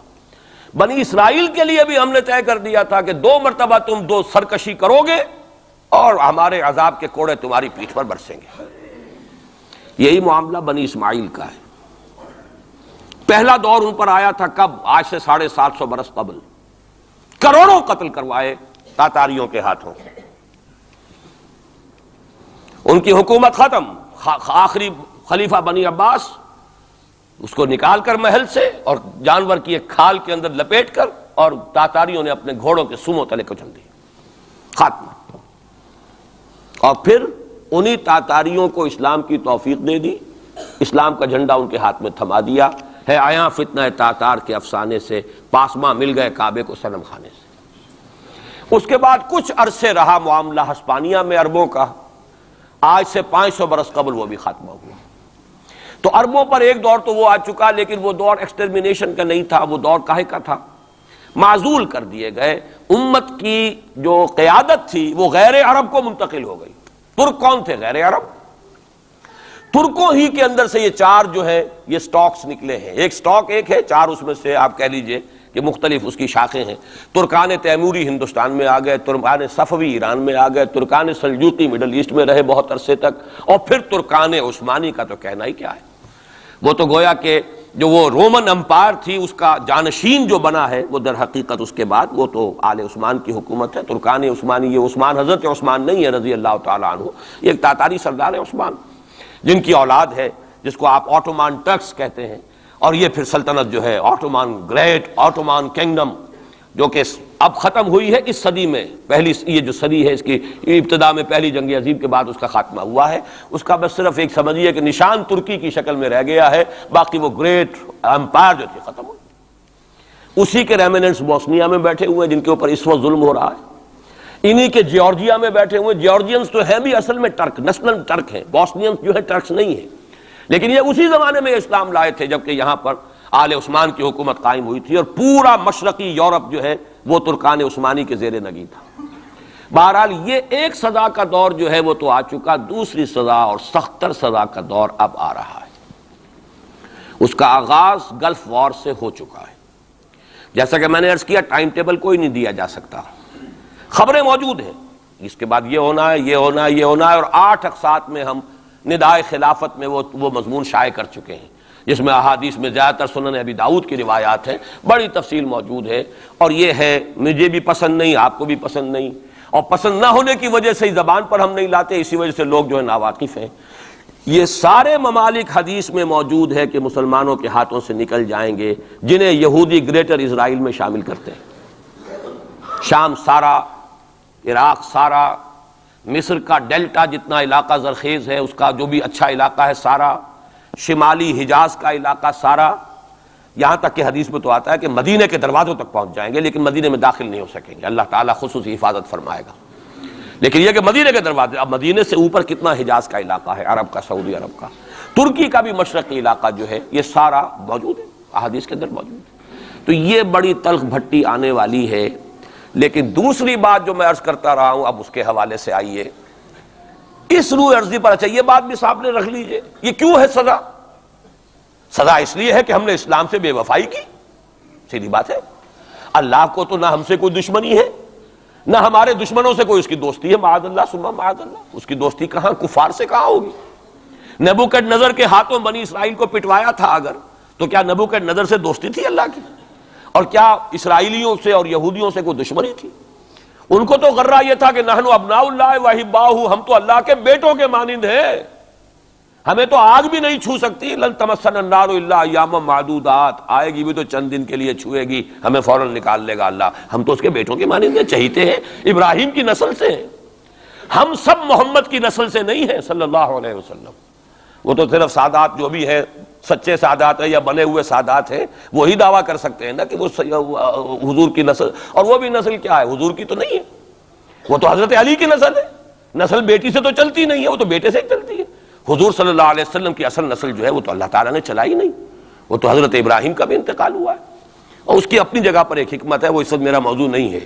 تو ہم تو نسل نہیں ہے محمد کی صلی اللہ علیہ وسلم، کم سے کم میں تو نہیں ہوں. لیکن وہ یہودی تو کہتے ہیں ہم ابراہیم کی نسل ہیں، سب کے سب. تو انہیں تو یہ غرہ ہونا جو ہے یعنی معلوم ہوتا ہے کہ وزن ہے ان کی بات میں. نحن ابناء اللہ واحباؤہ، وہ ابراہیم جسے خلیل اللہ قرار دے رہا ہے اللہ تعالیٰ، میرا خلیل ہے. واتخذ اللہ ابراہیم خلیلا، جسے امام الناس قرار دے رہا ہے، انی جاعلک للناس اماما، جو ابو الانبیاء ہے، جس کی نسل میں سینکڑوں نبی آ گئے. اس کی جب ہم اس کی اولاد ہیں تو اللہ کے ہاں ہمارے ساتھ تو پریفرنشل ٹریٹمنٹ ہوگا. یہ ان کو غرہ تھا، یہی ہمیں. لیکن جان لیجئے جب انہیں پٹوایا، جب قرآن مجید نے کہا فَلِمَ يُعَذِّبُكُم بِذُنُوبِكُم، ایسا ہی تمہارا غرہ ہے، تم اللہ کے چہیتے ہو تو اللہ تمہیں کیوں سزائیں دیتا رہا ہے؟ نبوکدنضر سے کیوں پٹوایا، رومن سے کیوں پٹوایا، اس صدی میں جرمنوں سے کیوں پٹوایا، لاکھوں کی تعداد کے اندر.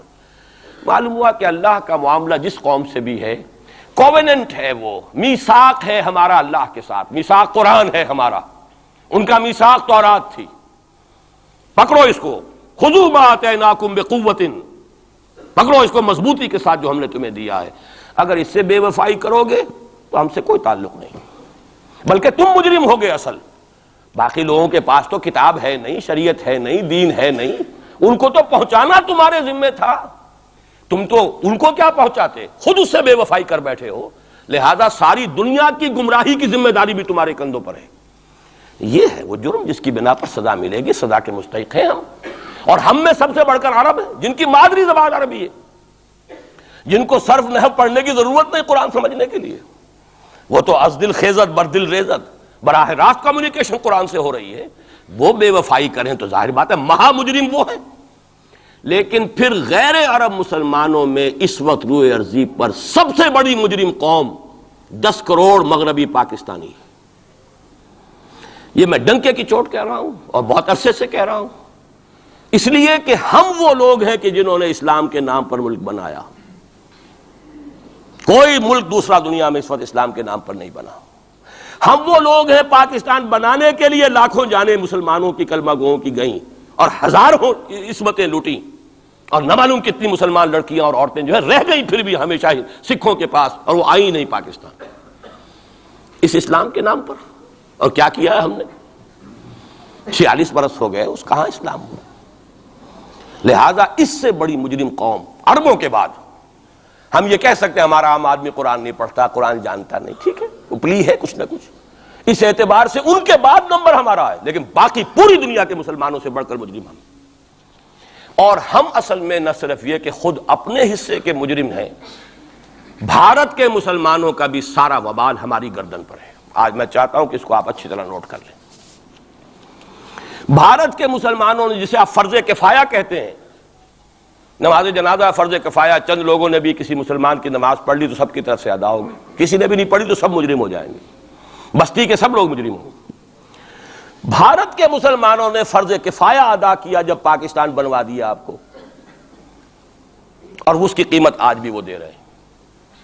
کھلے نعرے لگ رہے ہیں مسلمان کے 2 استھان، پاکستان یا قبرستان، تیسرا کوئی جگہ نہیں. ڈنکے کی چوٹ کہا بابری مسجد کے بعد ایل کے اڈوانی نے، ہم ساری مسجدیں گرا دیں گے ہندوستان کے اندر، کوئی مسجد باقی نہیں چھوڑیں. ڈنکے کی چوٹ اعلانیہ، یہ سب کچھ ہو رہا.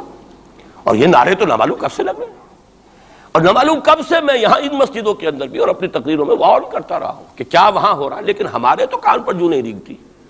ہمارے تو وہی دھندے ہیں، وہی کاروبار ہے، اپنا بزنس ہے، اس کے سارے مسئلے ہیں، اس کی اپنی بلڈنگیں ہیں، اپنی موٹریں ہیں، اپنے ٹیلی ویژن ہیں، اپنے کئی کورسز کے ڈنرز ہیں. اللہ خیر صلی اللہ، ہمیں بحث کیا اسلام سے؟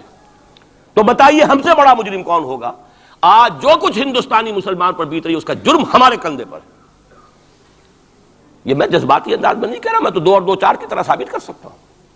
انہوں نے فرض کفایہ ادا کر دیا، اور اس وقت یاد کیجئے مولانا ابوالکلام آزاد، مولانا مدنی، جمعیت علماء ہند کے علماء اپنے تقدس اور اپنے تدین اور اپنے تقوی کے اعتبار سے انکویسچنیبل، کوئی شک و شبہ نہیں ہو سکتا ان کی نیت پر اور ان کے تقوی پر اور کردار پر. انہوں نے کیا کہا تھا؟ یہی کہا تھا کہ یہ پاکستان بنا کر تم مسلمانان ہند کو 3 حصوں میں تقسیم کر دو گے. 3 میں کہا تھا، 2 میں نہیں، 3 میں. حالانکہ بظاہر تو ایک پاکستان بن رہا تھا نا، لیکن یہ مولانا ابوالکلام آزاد کے الفاظ تھے کہ 25 برس سے زیادہ یہ 2 خطے یکجا نہیں رہ سکتے. اور 25 برس کیا، 24.25 برس میں ٹوٹ گیا پاکستان. 25 برس پورے نہیں ہوئے، اور ان کے الفاظ تھے یہ کہ 25 برس سے زائد ہی جمع نہیں رہ سکتے. 24.25 برس میں ختم ہو گیا. 16 دسمبر 1970 کو پاکستان ختم ہو گیا کہ نہیں ہو 71 کو. بہرحال نوٹ کرنے کی بات ہے، ہم نے کیا کہا تھا؟ میں بھی مسلم لیگی تھا، میں نے بھی نعرے لگائے ہیں، چاہے غیر شعوری دور تھا، ہائی اسکول اسٹوڈنٹ تھا. پاکستان کا مطلب کیا، لا الہ الا اللہ، فلک شگاف نعرے لگائے ہیں. اور نوائے وقت کا پرچہ انتظار کرتے تھے اسٹیشن پر کھڑے ہو کر، حصار ریلوے اسٹیشن کے اوپر، کہ اب گاڑی آئی اور اب نوائے وقت لیا اور پھیل گئے پورے شہر میں اس کو پہنچانے کے لیے. ہم کیا کہا کرتے تھے؟ جی نہیں، 2 طرف سے پاکستان جو ہے مضبوط پاکستان ہوگا.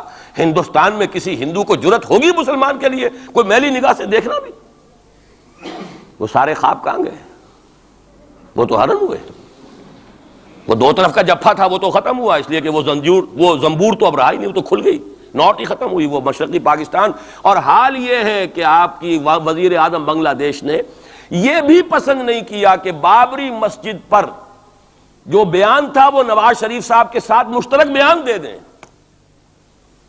یہ اشتراک بھی دنیا کے سامنے نہ آ جائے کہ مشرقی پاکستان سابقہ اور اس وقت بنگلہ دیش کی وزیر اعظم اور مغربی پاکستان جو اب وٹ ریمینز آف پاکستان کے تحت صرف پاکستان ہے، اس کے وزرائے اعظم نے مشترکہ بیان دے دیا. یہ بھی نہیں آنا چاہیے. یہ حال ہے ہمارا. حالانکہ بات اپنی جگہ پر کوئی ایسی نہیں تھی، کوئی سیاسی نہیں، ایک مذہبی معاملے کے اوپر اظہار رائے کرنا تھا. انہوں نے کہا نہیں، آپ کے ساتھ مشترک بیان میں نہیں دوں گی. نہیں دیا اس نے. تو وہ جو تھا 2 طرف سے جفا وہ تو سن 71 میں کھل گیا. جو ہمارا حال ہے وہ تو ہونا ہی تھا. یہ ملک بنا اسلام کے نام پر، اس کا استحکام ہو سکتا تھا تو صرف اسلام کی بنیاد پر ہو سکتا تھا. اسلام سے غداری کی، لہذا یہاں تو اب قومیتیں ہیں، یہاں تو اب ایتھنک اور ریجنل اور نہ معلوم کس کس قسم کی اور لنگوسٹک جو ہے نیشنلٹیز ہیں، نیشنلزمز ہیں، وہ جو ایک امت ایک وقت میں بن گئی تھی، ایک قوم مسلم قوم ہندو کے مقابلے کے لیے، وہ تو ختم ہوئی۔ اور حال کیا ہو گیا ہے، اس سے پہلے بھی کبھی کبھی ہندو مسلم فسادات ہوتے تھے، کیا سندھ سے مسلمان نہیں پہنچ جاتا تھا وہاں ریلیف کے لیے؟ کیا پنجاب سے اور سرحد سے مسلمان نہیں جاتے تھے؟ بہار نہیں گئے تھے؟ کیا کانپور کی مسجد شہید ہوئی تھی 1915 میں تو پوری ہندوستان سے مسلمان نہیں پہنچ گئے؟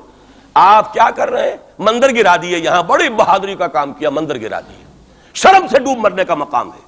یہاں بھی گویا کہ ہم اپنے عمل سے اسلام کی مخالفت کر رہے ہیں۔ اسلام تو اجازت نہیں دیتا، آپ کسی اور کے جرم کی سزا کسی اور شخص کو نہیں دے سکتے۔ ہمارے پاس تو یہ سیکریٹ ٹرسٹ ہیں، یہ لوگ ذمہ وہ اپنے آپ کو منواتے نہیں، لیکن ہمارے تصور سے، اسلام کے تصور سے ذمہ ہے۔ ان کی جان، مال، عزت، آبرو، ان کی عبادت گاہوں کی حفاظت کا ذمہ ہے ہمارا۔ ایک بڑی بہادری کی ہے، ذرا سوچئے تو صحیح کیا دنیا نے سوچا ہوگا، اور نتیجہ کیا نکلا؟ اگر کسی درجے میں بھی بابری مسجد کی شہادت پر کوئی دنیا میں کوئی رائے عامہ ہو سکتی تھی کوئی ہندوستان کے خلاف، ختم ہو گئی۔ جو انہوں نے کیا 10 گنا تم نے کر لیا۔ تم نے ایک مسجد گرائی ہے، تم نے اتنے 100 کہتے ہیں، پتہ نہیں مجھے تو معلوم نہیں 100 گرائے کتنے گرائے ہیں، بہرحال جتنے مندر تھے تم نے گرا دیے۔ فرق کیا ہے؟ ایک کردار ہے تمہارا، ایک ہی تمہارا اخلاق ہے، ایک ہی تمہارا معیار ہے، کوئی فرق ہی نہیں۔ بلکہ وہاں تو کم سے کم یہ تو رہا ہے، دنیا کی آنکھوں میں دھول ڈالنے کے لیے کم سے کم یہ کہ فورن منسٹری جو ہے اس نے ڈیزائن کیا، ہم نے مان لیا جی ہم نہیں کر سکے، ہم مجبور ہیں، حالانکہ سب ان کی اجازت سے ہوا ہے، بلکہ ان کی ملی بھگت سے ہوا ہے۔ لیکن یہ کہ کلیان سنگھ نے فوراً استعفیٰ دے دیا، منسٹری ختم۔ پھر وہ بھارت کی مرکزی حکومت نے اور بھی پارٹیز کو بھی بین کر دیا، اور اس کے بعد یہ ہے کہ انہوں نے حکومتیں بھی 3 اور صوبوں کی توڑ دی۔ وہ تو سرخرو ہو گئے پوری دنیا کی جو رائے عامہ ہے، ہم اس کے سوا کیا کر سکتے ہیں؟ ہمارا ایک دستور ہے، دستور میں جو بھی صوبائی حکومت ہوتی ہے اس کی اجازت کے بغیر ہم فوج بھیج نہیں سکتے۔ وہاں پہ صوبائی حکومت تھی، اس نے ہمیں یقین دہانی کرائی تھی، سپریم کورٹ کو بھی یقین دہانی کرا دی تھی کہ مسجد کو کچھ نہیں ہوگا، تو ہم تو اس کے اوپر ڈیپینڈ کر رہے تھے۔ ہے سب جھوٹ، سب کو پتا تھا جو کچھ ہوگا، اندر خانے ملی بھگت تھی، لیکن یہ ہے کہ کم سے کم انہوں نے فیس سیونگ کے لیے ان کے پاس مواد موجود ہے، آپ کے پاس تو وہ بھی نہیں۔ آپ کے تو اخبارات نے لکھا ہے کہ کارپوریشنز کے ٹریکٹرز جو ہیں گئے ہیں گرانے کے لیے، اور وزراء جو ہے، ایک وزیر کا نادر پرویز کا تو نام آیا ہے، اخبار میں خبر تھی، ہم نے بھی پڑھی تھی، فوٹو بھی دیکھا تھا کہ وہ خود ہاتھ میں پھاوڑا لے کر جو ہے وہ منظر گرانے کے لیے چلے۔ یہ جو صورتحال ہے جان لیجئے، اس وقت میں آپ کو بتانا چاہتا ہوں ہندوستان کے مسلمان پر تو جو قیامت بیت رہی ہے بیت رہی ہے۔ میں نے اپنا ایک تاثر کچھ عرصے پہلے یہاں شاید بیان کیا تھا، رہا ہے میرا تاثر، اور وہ ہے اصل میں وہ لاسٹ سپر جو ہے انجیل میں جس کا تذکرہ ہے حضرت مسیح علیہ السلام نے جو آخری کھانا رفع سماوی سے قبل کھایا ہے اس باغ میں جہاں روپوش تھے اپنے حواریین کے ساتھ۔ تو اس میں یہ الفاظ آئے ہیں، میں نہیں جانتا صحیح ہیں غلط ہیں، وہ ایک علیحدہ بات ہے، کہ آپ نے وہ روٹی توڑی اور کہا کھاؤ، eat and this is my flesh, یہ میرا گوشت ہے، کھاؤ۔ اور اس کو کہتے ہیں وائن، کوئی مشروب ہوگا جو بھی ہوگا، ڈالا کہ پیو، drink and this is my blood. میرا احساس ہمیشہ یہ رہا ہے، اس کے بعد کچھ ماند پڑ گیا، جب یہاں مسلمان نے یہاں مارا ہے اور کچلا ہے اور زندہ آگ میں جلایا، پھر بات ختم ہو گئی، میرے دل کے اوپر سے وہ احساس ختم ہو گیا۔ وہاں ہندو کے ہاتھوں جب مسلمان کے ساتھ یہ کچھ ہوتا تھا تو پھر جب میں کھانا کھاتا تھا محسوس کرتا تھا کہ میں ہندوستانی مسلمان کا گوشت کھا رہا ہوں اور ہندوستانی مسلمان کا خون پی رہا ہوں۔ یہ ہمیں عیش جو یہاں حاصل ہیں، جو آرام حاصل ہے، جو ہمیں یہاں پر سہولتیں حاصل ہیں، جو معاشی اس کی کاسٹ پر ہے، اس نے آپ کو یہ ملک لے کر دیا اور آج تک اس کی قیمت ادا کر رہا ہے، اور ہم جو ہے عیش کر رہے ہیں، گل چھرے اڑا رہے ہیں۔ یہاں جس کے پاس 2 پیسے ہو گئے برقع اتار کے اس نے پھینک دیا، یہ معلوم ہوتا ہے کہ یہ تو مفلسی کو چھپانے کا ذریعہ تھا۔ 4 پیسے ہوں، اچھے کپڑے پہنے ہوئے ہوں، میک اپ صحیح کیا ہوا ہو، تو پھر برقعے کی کیا ضرورت ہے؟ اور میں نے شاید سنا ہے آپ کو، مجھ سے تو چند لڑکیوں نے یہ الفاظ کہے باقاعدہ۔ میں جب پریکٹس کرتا تھا لاہور میں کرشن نگر میں، تو ایک گھرانے کی، اور مجھے معلوم ہوا کہ ان کے والد انتہائی نیک تہجد گزار، کئی لڑکیاں تھیں بہنیں، ایک ہی تقریباً عمر 200 سے 1.5 سال کی، کبھی وہ آتی تھی کلینک میں میرے تو برقعے سمیت، کبھی آ رہے ہیں تو بغیر برقعے کے۔ تو میں نے پوچھا یہ کیا تماشا ہے آپ لوگوں کا، کبھی بغیر برقعے کے کبھی برقعے سمیت۔ صاف جواب دیا، میں ان کے الفاظ کوٹ اینڈ کوٹ میں ان کے الفاظ کوٹ کر رہا ہوں، ڈاکٹر صاحب جب ہمیں کوئی میک اپ کرنے کا، کپڑے بدلنے کا موقع نہیں ملتا تو ہم برقع پہن لیتے ہیں، اور جب ہمیں موقع ملتا پھر ہم برقع کائے کو پہن۔ تو گویا کہ اس کو چھپانے کا ذریعہ برقع ہے کہ کپڑے میلے ہیں، میک اپ نہیں کیا تو لہذا برقع پہن لیا جائے۔ یہ ہے حال پاکستان میں اسلام کا جو ہم نے بنایا ہے۔ تو میں جو کچھ دیکھ رہا ہوں وہ یہ ہے کہ ہندوستان میں تو قیامت، اب وہاں جو آفیشیل فگرز ہیں 1000 1200 کتنے ہیں، لیکن کم سے کم 10,000 آدمی، اور اب یہ چین ہے فسادات کی۔ کل کے اخبار میں احمد آباد کی تھی، کبھی کہیں ہے کبھی کہیں ہے، اور واقعہ یہ ہے کہ تبصرے یہ ہو رہے ہیں کہ ہندو فنڈامنٹلزم از آن دی رائز۔ یہ جو کچھ ہوا ہے، جتنا بھی اس کے اندر ان کو گرایا گیا ہے، ان کی حکومتیں گرائی گئی ہیں، اس سے انہیں تقویت حاصل ہو رہی ہے۔ They are getting stronger and stronger. Congress کے لیے اب اپنی جو ہے جان بچانی مشکل ہے، اور اس وقت سب سے بڑا ان کے لیے جو ہو گیا وہ یہ ہے کہ وہ کمیونسٹوں کی سپورٹ کے بغیر چل نہیں سکتے، اور کمیونسٹ جو ہے وہ ان کی جو اس وقت وہ امریکہ کے زیر اثر جو اپنی اکنامک پالیسیز چینج کر رہے ہیں اس کا ساتھ دینے کو تیار نہیں، تو یہ ڈائلیما ہے۔ جبکہ ادھر جو ہے وہ بالکل جو ہندو ذہن ہے وہاں کا ریوائولسٹ ذہن وہ پوری طریقے سے قائم۔ تو اب اس وقت میں اس کے حوالے سے عرض کر رہا ہوں کہ ہندوستان اور پھر پاکستان کو علیحدہ نہ سمجھیے، اس لیے کہ ہندوستان کو اگر انہوں نے مسلمانوں سے یا اسلام سے خالی کرا لیا تو پھر ان کے بعد ان کا ٹارگٹ جو ہے پاکستان تو ہے ہی ہے، ہم تو ان کے ٹارگٹ نمبر 1 ہیں۔ ذہناً انہوں نے کبھی پاکستان کو تسلیم نہیں کیا، اور ہمارا اب ساتھی ہے کون؟ اللہ پر تو نہ یقین نہ اس سے ہمارا تعلق، جو معاملہ نہ دارت سخن آشنا نہ باشد۔ اللہ سے تعلق کیا ہے ہمارا؟ اللہ سے کون سی دوستی ہے؟ اللہ کیوں ساتھ دے ہمارا؟ ہم تو مجرم ہیں نمبر 1 اس کے، اور باقی دنیا میں جن پر سہارا تھا، جن پہ تکیہ تھا، وہی پتے ہوا دینے لگے۔ وہ تو بالکل امریکہ کی پالیسی معلوم ہوتی ہے کہ ہمیں تو ہاتھ پاؤں باندھ کر جیسے ہندو کے سامنے ڈال دیا جائے۔ کبھی وہ ٹیررسٹ اسٹیٹ قرار دینے کی دھمکی آ جاتی ہے، فیلرز کی شکل میں آ جاتی ہے۔ یہ فیلرز دیے جاتے ہیں اس لیے تاکہ بات پہنچ جائے۔ اگر صرف بات اس طریقے سے انڈائریکٹلی پہنچنے سے مطلوبہ مقصد حاصل ہو جائے تو خام خواہ براہ راست کہنے کی ضرورت کیا ہے؟ وہ مطلب تو حاصل ہو۔ سب نے سجدہ سہو کیا ہوا ہے، ہمارے ہاں ہر ادارہ سجدہ سہو کر چکا امریکہ کے سامنے، ٹوٹل سرنڈر۔ اور یہ بات جو قاضی حسین احمد صاحب کہہ رہے ہیں 100% درست کہہ رہے ہیں، 100% درست کہہ رہے ہیں۔ ٹوٹل سرنڈر، چاہے وہ بے نظیر ہو، چاہے وہ نواز شریف ہو، اور چاہے وہ کوئی اور ادارہ ہو آپ کا جو یہاں پہ قوت کا اصل سرچشمہ ہے اور منبع ہے، سب کے سب 100% جو ہے اس کے سامنے سجدہ کر چکے ہیں۔ یہی وجہ ہے کہ وہ بے نظیر کا ساتھ نہیں دے رہے۔ بے نظیر کا ساتھ کائے کو دے؟ اگر نواز شریف ان سے بڑھ کر، ہم بھی ہیں دربار کے، اگر یہ کہنے کے لیے وہ ان سے بڑھ کر تیار ہو تو اسے کیا ضرورت پڑی ہے؟ اس کی کون سی کوئی رشتہ داری ہے بے نظیر کے ساتھ یا کسی اور کے ساتھ؟ ہاں، اگر نواز شریف کہیں کسی جگہ پر بھی کوئی اپنے پاؤں کو گھسیٹتا، ڈریگ کرتا اپنے فیٹ کو، کہیں کوئی رکاوٹ ڈالتا، پھر ٹھیک ہے، پھر اس کو آلٹرنیٹ لانے کے لیے تو کوئی ہے نہ کوئی سوال۔ لیکن جب وہ ان سے بڑھ کر نیاز مند ہوں، ان سے زیادہ بڑھ کر سجدہ کرنے کو تیار ہوں، ان سے بڑھ کر کہیں ہم شریعت کورٹ ہی کو اٹھا کے پھینک دیں گے اگر سود کا معاملہ جو ہے شریعت کورٹ کے حوالے سے ہمارے لیے مصیبت بنا، سود تو دیں گے، چلے گا، لائیے، خدا کے لیے لائیے، پیسہ لے کے آئیے، ہمارے ملک میں آئیے، پیسہ لگائیے۔ اور یہ سود وود کا یہ کوئی مولوی لوگ ہیں پاگل جو کہتے ہیں کہ یہ کوئی حرام ہے، اور کوئی پاگل ہمارے شاید وہ کورٹ والے بیٹھے ہوئے تھے جنہوں نے اسے کہہ دیا کہ بینک انٹرسٹ بھی جو ہے ربا ہے۔ باقی آپ ہم سے کوئی ڈر نہ رکھیے، میرے اسلام کو اب قصہ ماضی سمجھو، ہنس کے وہ مس بولی کہ پھر مجھ کو بھی راضی سمجھو۔ سیدھی سیدھی بات ہے، جھگڑا تو اسلام سے تمہارے سے تو نہیں، نہ بے نظیر سے جھگڑا ہے اور نہ نواز شریف سے جھگڑا ہے، جھگڑا اسلام سے۔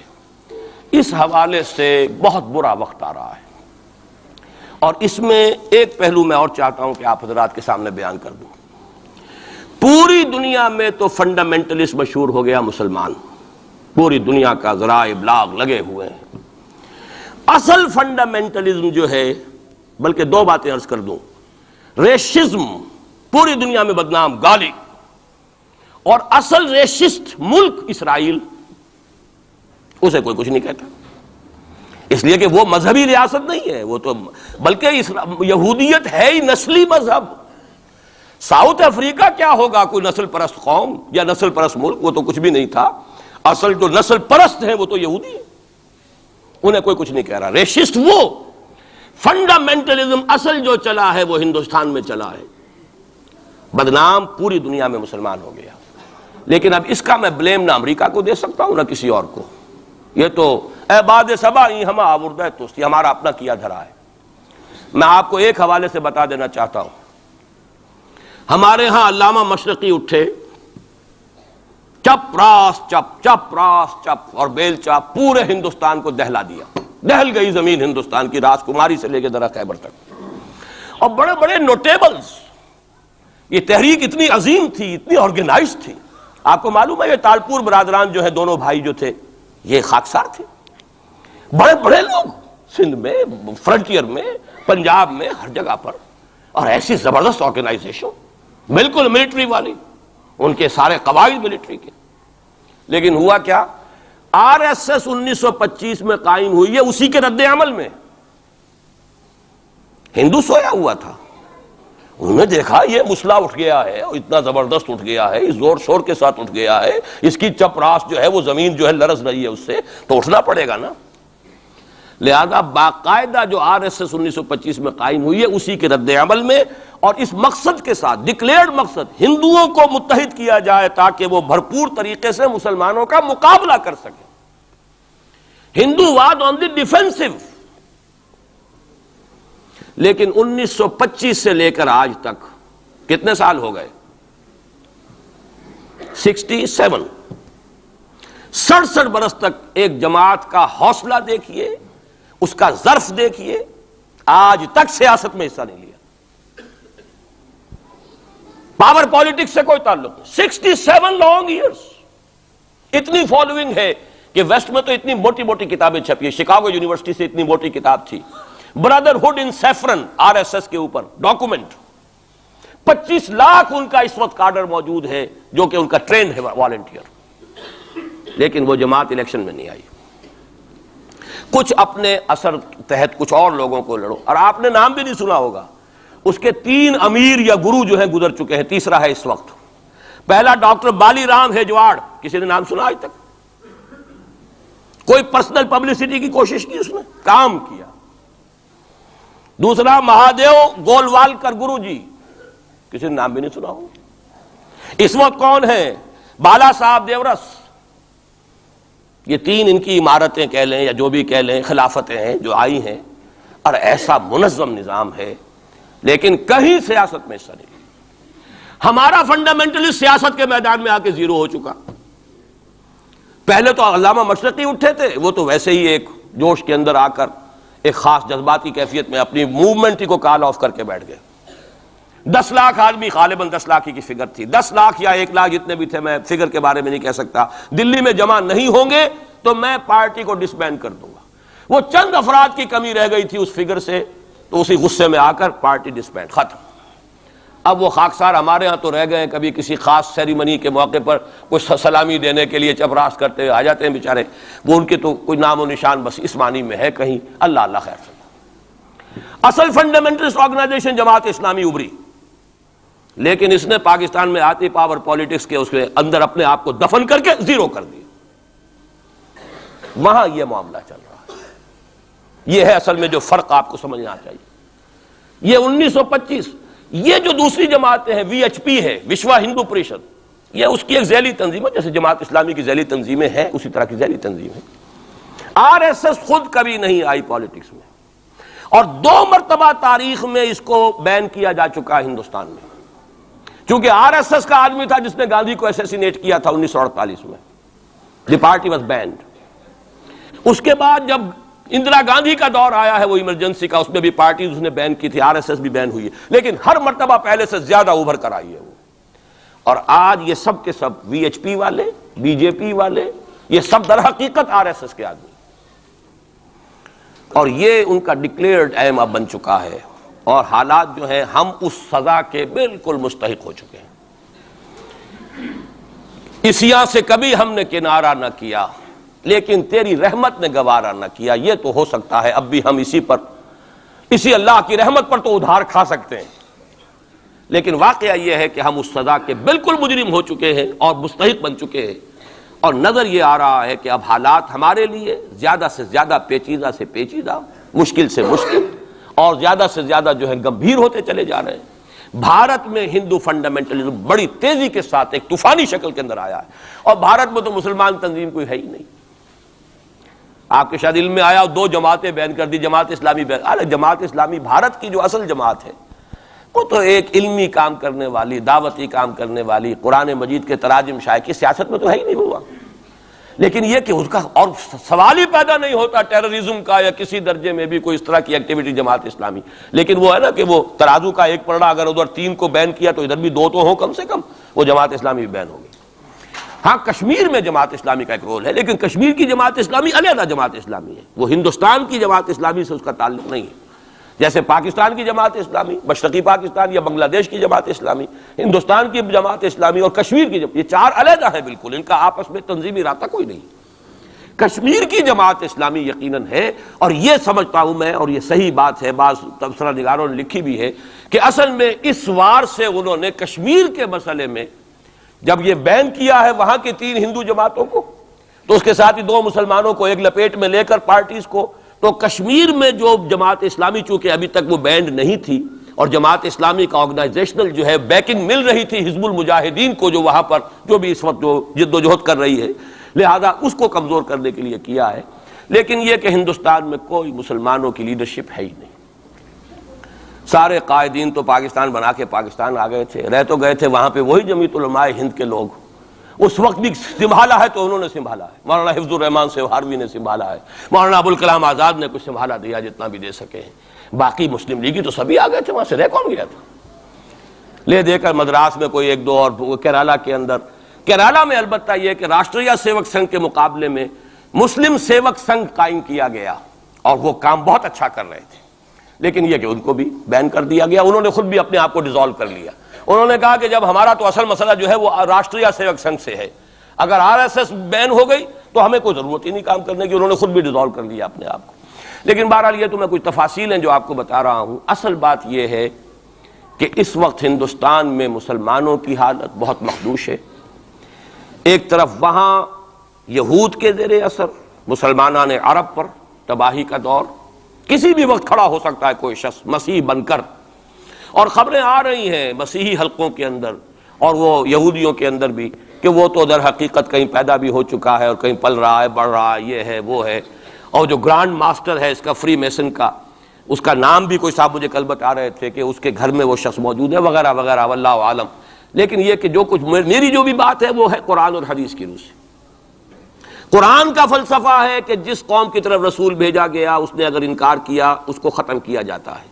اس میں ایکسیپشن اب تک ہوئی ہے صرف یہود کی، رسولاً الی بنی اسرائیل کی حیثیت سے حضرت مسیح بھیجے گئے، انہوں نے رد کیا، یہ بھی کنڈیمڈ نیشن ہے، لیکن اس کو اللہ نے باقی رکھا ہوا ہے اس کا کوڑا مسلمان پر مارنے کے لیے، بدترین عذاب مسلمان پر لانے کے لیے، اس لیے کہ افضل امت بھی یہی تو ہے نا، سب سے بڑھ کر افضل، سارے نبیوں سے افضل ہمارا نبی صلی اللہ علیہ وسلم، اور ساری امتوں سے افضل ہم مسلمان امت، تو سب سے بڑی سخت سزا کے مستحق بھی تو پھر ہم ہی ہوں گے۔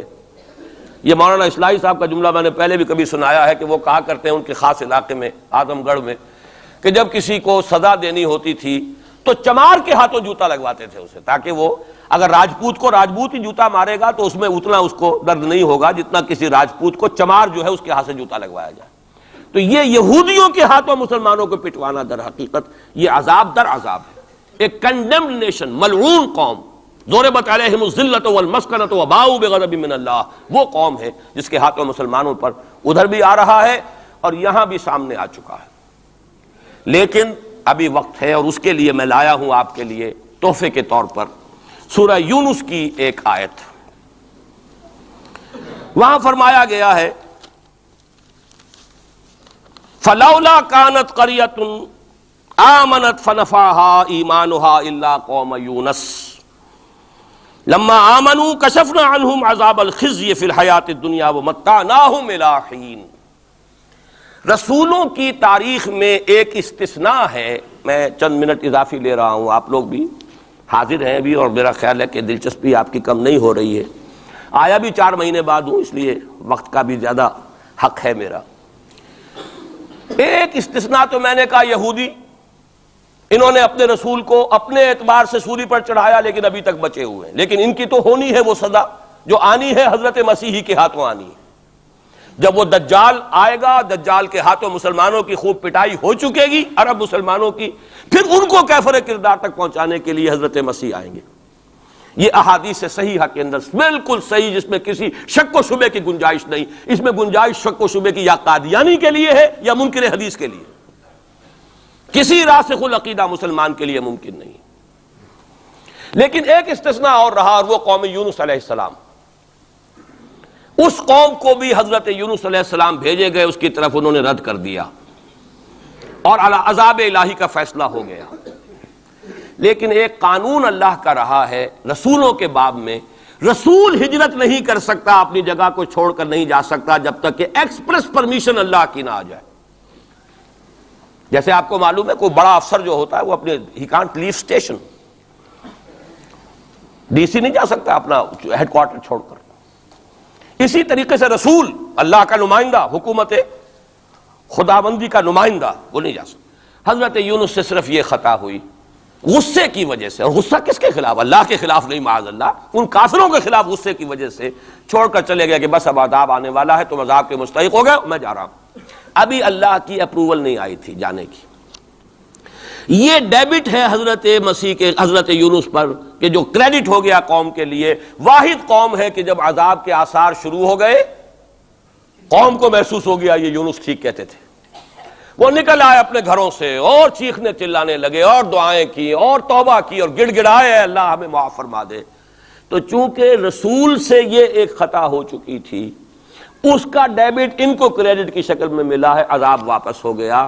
متعناہم الی حین، انہیں ہم نے ایک اور مہلت دے دی ایک وقت معین تک. اس کا ابھی ہمارے پاس موقع ہے. میں جو کچھ عرض کر رہا ہوں وہ عذاب الہی اب سامنے ہے. اب بھی جسے نظر نہ آ رہا اس سے بڑھ کر اندھا کوئی نہیں ہے. بھارت کے حالات دیکھنے کے باوجود اگر نظر نہیں آ رہا ہے کتنا بڑا انہوں نے قدم اٹھایا ہے. اور مسلمان کیا کر سکتا تھا؟ کوئی ریزنٹمنٹ کی ہزاروں سینکڑوں، پولیس والوں نے بھولے، وہاں کوئی اس وقت رائٹس نہیں ہوئے. اور صاف کہا ہے ریڈیوز نے بھی، بی بی سی نے بھی، پولیس کی فائرنگ سے مارے گئے. ایک دن میں 300 آدمی بامبے کے اندر جو ہلاک ہوا ہے پولیس فائرنگ سے ہوا. کیسے مقابلہ کر لے؟ فوج کا کیسے کر لے؟ پولیس کا کیسے کر لے؟ اس اعتبار سے جو کچھ وہاں بیت رہی ہے وہ تو بیت رہی ہے. جو ہم پہ گزری سو گزری مگر شب ہجراں. اب یہ معاملہ پاکستان والوں کے سوچنے کا ہے جو ہم پر گزرے گی. کچھ لوگ ہمارے ہاں بڑے دانشور بنے پھرتے ہیں اور بڑے شوق سے ارے ہندوستان ٹوٹ جائے گا. وہ تو ٹوٹے گا، لیکن اس کے ٹوٹنے سے پہلے تم پر جو آفت ٹوٹے گی اس کا تمہیں تصور نہیں. تم سمجھتے ہو کہ یہ جو لکیر کھینچی ہوئی سرحد کی یہ بچا لے گی، جبکہ اصل مجرم تم ہو، میں ہوں، آپ ہیں، جنہوں نے ان کی کوسٹ پر یہاں عیش کے اپنے ایوان سجائے ہیں، ان کا خون پی رہے ہیں یہاں پر عیش گاہوں کے اندر. ہم ہیں اصل مجرم. تو ہم در حقیقت وہ عذاب الہی جو ہے بالکل سر پر آ چکا. اور یہ میں بتا چکا ہوں کہ اول نمبر مجرم مسلمانان عرب، نمبر 2 مسلمانان پاکستان. لیکن قوم یونس کی طرح سے ایک امکان ہے کہ ہم ابھی توبہ کریں، روئیں، گڑ گڑائیں، فیصلے کریں، زندگیوں کو بدلیں. انفرادی توبہ جب تک نہ ہوگی تو اجتماعی کیسے ہو جائے گی؟ افراد کے ہاتھوں میں ہے اقوام کی تقدیر. ہر فرد ہے ملت کے مقدر کا ستارہ. ہماری بیماری کیا وہ کر دے، میں بیٹھا رہا ہوں، میں تو اپنے دھندے، اپنی دکان، اپنا کاروبار، اپنی فرم، اپنا پروفیشن، میں تو اس سے نہیں لوں گا، اور لوگ کر دیں. بہت کریں گے، کوئی تھوڑے سے چندے دے دیں گے، بس بہت ہے. باقی ہمارے عیش، ہمارے کاروبار، ہمارے پروفیشن، ہم اس سے وقت کیسے نکال لیں؟ کیسے ممکن ہے؟ پھر کسی کے ہاتھ میں ہاتھ کیسے دے دیں؟ کسی کو امیر مان لیں، اس کا حکم مانیں. جبکہ دنیا میں جیسا کہ میں نے عرض کیا وہاں کیا ہوتا ہے، آر ایس ایس کے اندر اگلا امیر بھی وہ منتخب نامزد کرتا ہے پچھلا امیر، اور اپنے پاس رکھتا ہے ڈکلیئر کر کے کہ میرے بعد یہ ہوگا، تاکہ ٹریننگ اس کی زندگی میں لے لے. اور نظم چل رہا، 25 لاکھ اس وقت ان کے والنٹیئرز ہیں پورے ہندوستان کے اندر. ہمارے ہاں جماعتوں کی سپلٹ ہو رہی ہے، ٹوٹ پھوٹ ہو رہی ہے، اور نئے محاذ ایک اینٹ روڑے اور جمع کر کے، لیکن سب کو معلوم ہوتا ہے کہ یہ سب جمع ہوتے ٹوٹنے کے لیے. تو معاملہ در حقیقت یہ ہے کہ ابھی موقع ہے. ان ادری اقریب ام بعید ما توعدون وان ادری لعلہ فتنۃ لکم ومتاع الی حین. لیکن اس میں قرآن مجید ہی کی 2 آیات سے چند آیات آپ کو اور سنا کر اپنی بات ختم کرتا ہوں. یہ حصہ مجھے بھی احساس ہو رہا ہے کہ تشنا رہ گیا ہے. ہو سکتا ہے کہ میں ایک جمعہ اور یہاں اپنا قیام بڑھا لوں، کیونکہ آیا ہوں 4 مہینے بعد، تو شاید 1 جنوری کا جمعہ بھی یہاں. ابھی اس کو فیصلہ نہ سمجھیے، اعلان ہوگا تو اخبار میں آ جائے گا، لیکن اس کا امکان ہے، کیونکہ میں خود محسوس کر رہا ہوں کہ یہ دوسرا حصہ میری گفتگو کا جو ہے کہ کرنا کیا ہے، کس طور سے کرنا ہے، یہ جو ہے اس میں تشنا رہ گیا ہے. اور اب بہتر یہی ہے کہ میں زیادہ وقت اس پر صرف نہ کروں. صرف وہ آیات آپ کا سورہ روم ہی کی آیات سن لیجئے. سورہ روم کی 6 آیتیں شروع میں میں نے سنائی، یہ ذرا 3 آیتیں سن لیجئے 30 سے 32 تک۔ فَأَقِمْ وَجْهَكَ لِلدِّينِ حَنِيفًا، حالات کچھ بھی ہوں تم اپنے چہرے کو، رخ کو دین حنیف کی طرف یکسو ہو کر قائم رکھو۔ وہ جو میں نے کہا تھا، امید ہو نہ ہو لگے رہو، تمہارا کام ہے فرض ادا کرو۔ فَأَقِمْ وَجْهَكَ لِلدِّينِ حَنِيفًا فِطْرَةَ اللَّهِ الَّتِي فَطَرَ النَّاسَ عَلَيْهَا لَا تَبْدِيلَ لِخَلْقِ اللَّهِ ذَلِكَ الدِّينُ الْقَيِّمُ وَلَكِنَّ أَكْثَرَ النَّاسِ لَا يَعْلَمُونَ۔ جمے رہو، ڈٹے رہو، کام کرتے رہو۔ اللہ کا شکر ادا کرتے ہوئے کہہ رہا ہوں، میری اپنی زندگی میں نہ معلوم کتنے الٹ پھیر آئے ہیں، انقلابات آئے ہیں، فلاں کی پارٹی آ گئی، فلاں کی پارٹی آ گئی، فلاں آ رہا ہے، آج تک اس کام کے سوا میں نے کسی کام میں حصہ نہیں لیا۔ ایوب خان کا دور تھا، پھر اس کے بعد بھٹو صاحب کا دور آیا، پھر اور دور آئے، پھر ضیاء الحق صاحب کا تو مجرم ہوں 2 مہینے شورا میں چلا گیا تھا، دھوکہ کھا گیا تھا۔ واقعہ یہ ہے کہ اس کے سوا میری اس پوری زندگی کے اندر جو ہے، سوائے اس ایک کام کے 2 کام ہیں، قرآن کی طرف بلاؤ اور لوگوں کو جمع کرو، ایک منظم جماعت بناؤ، 2 کام۔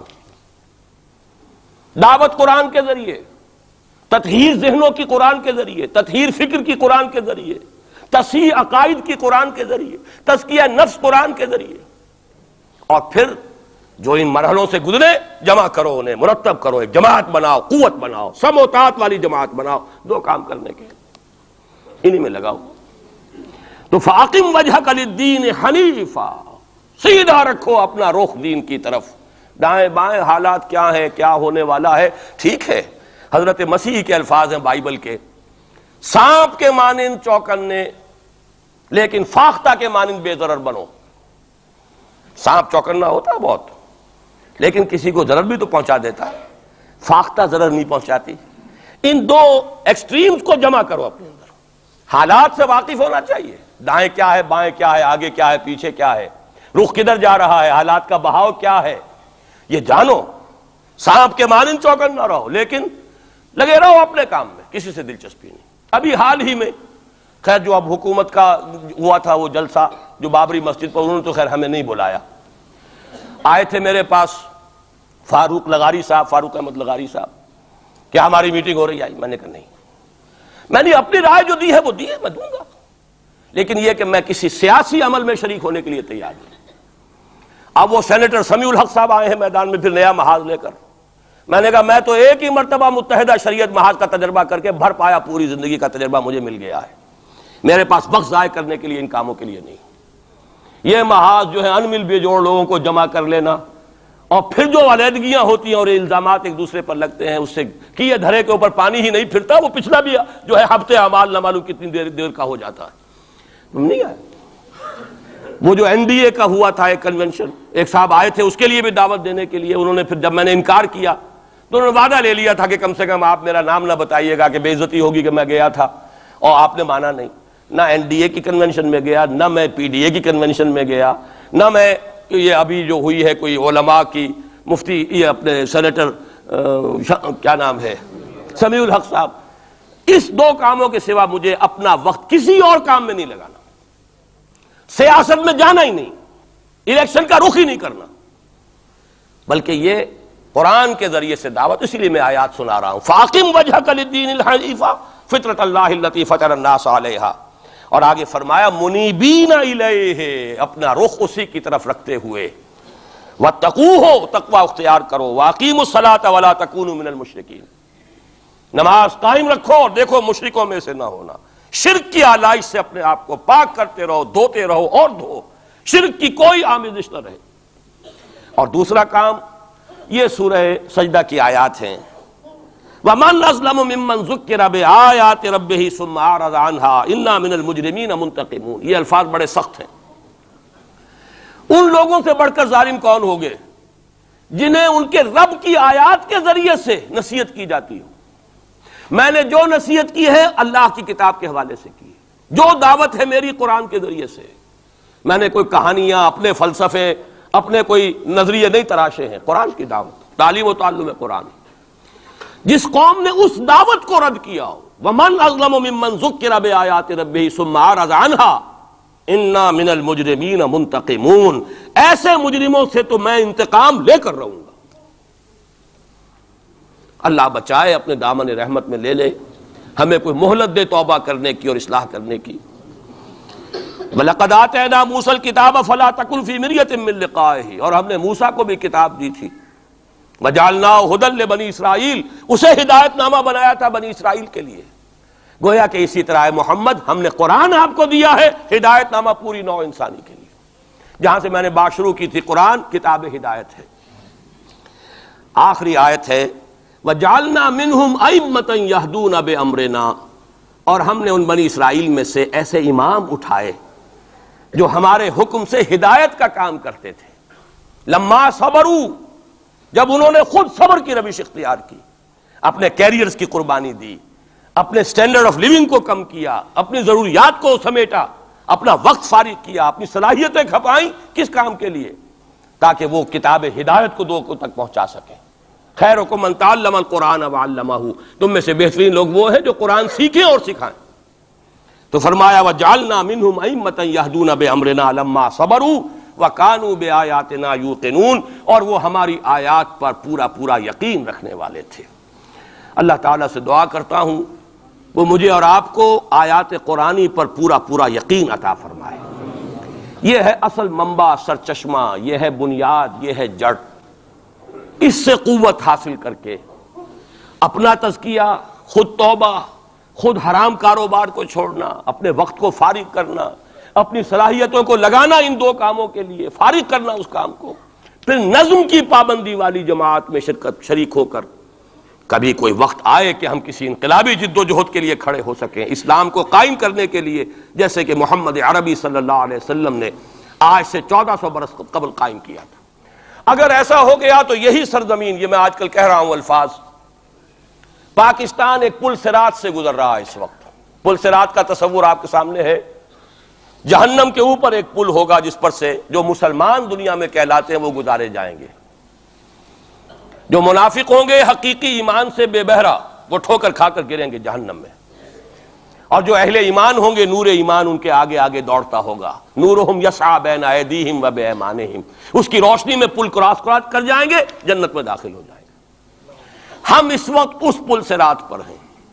اگر یہاں آئندہ 2-3-4 سال کے اندر اسلامی انقلاب نہ آیا تو یہ ملک نسیم منسیہ ہو جائے گا۔ وہ بربادی یہاں آئے گی کہ رہے نام اللہ کا، خاکم بدہن۔ لیکن میں نہیں چاہتا کہ آپ کو دھوکے میں رکھوں، جو دیکھ رہا ہوں وہ دکھا دینا چاہتا ہوں، وہ تباہی آئے گی۔ یہ در حقیقت یہ تو میں آج سے کوئی 5-6 سال پہلے لکھ چکا، جب میں نے وہ استحکام پاکستان اور مسئلہ سندھ لکھی تھی۔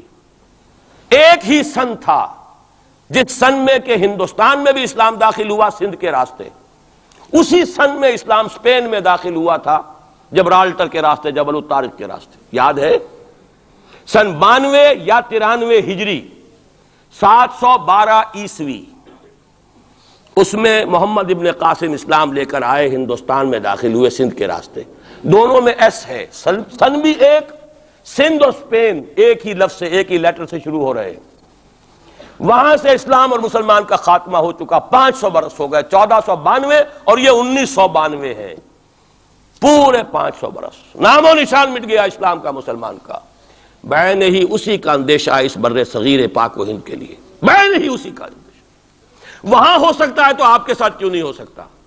وہ تو پھر بھی عربوں کی اولاد تھے، ان کے تو رشتے تھے صحابہ کرام کے ساتھ، ان کا تو معاملہ کچھ اور تھا، ان کی تو مادری زبان بھی عربی تھی۔ اگر ان کے ساتھ یہ ہو سکتا ہے تو آپ کے ساتھ کیوں نہیں ہو سکتا؟ حذر ہے چیرہ دستاں سخت ہیں فطرت کی تعزیریں، اللہ کا کوڑا جب پڑتا ہے تو بہت سخت پڑتا ہے۔ اب دو ہی میں نے جیسا کہ عرض کیا ہے، یا چنا کن یا چنی، یا تو اس اسلامی انقلاب کے لیے کمر بستہ ہو جائیں، اور ورنہ پھر یہ کہ اس عذاب الہی کا کوڑا جو ہے وہ تو اب نظر آ رہا ہے۔ قوم یونس جیسے عذاب دیکھ کر ایمان لے آئی تھی، کاش کہ اب بھی مسلمان یہاں کا پاکستان کا بیدار ہو جائے اور توبہ کرنے کے لیے آمادہ ہو جائے۔ اقول قولی ھذا واستغفر اللہ لی ولکم ولسائر المسلمین والمسلمات۔ 15 منٹ کی تاخیر مجھے ہو گئی ہے، معذرت خواہ ہوں۔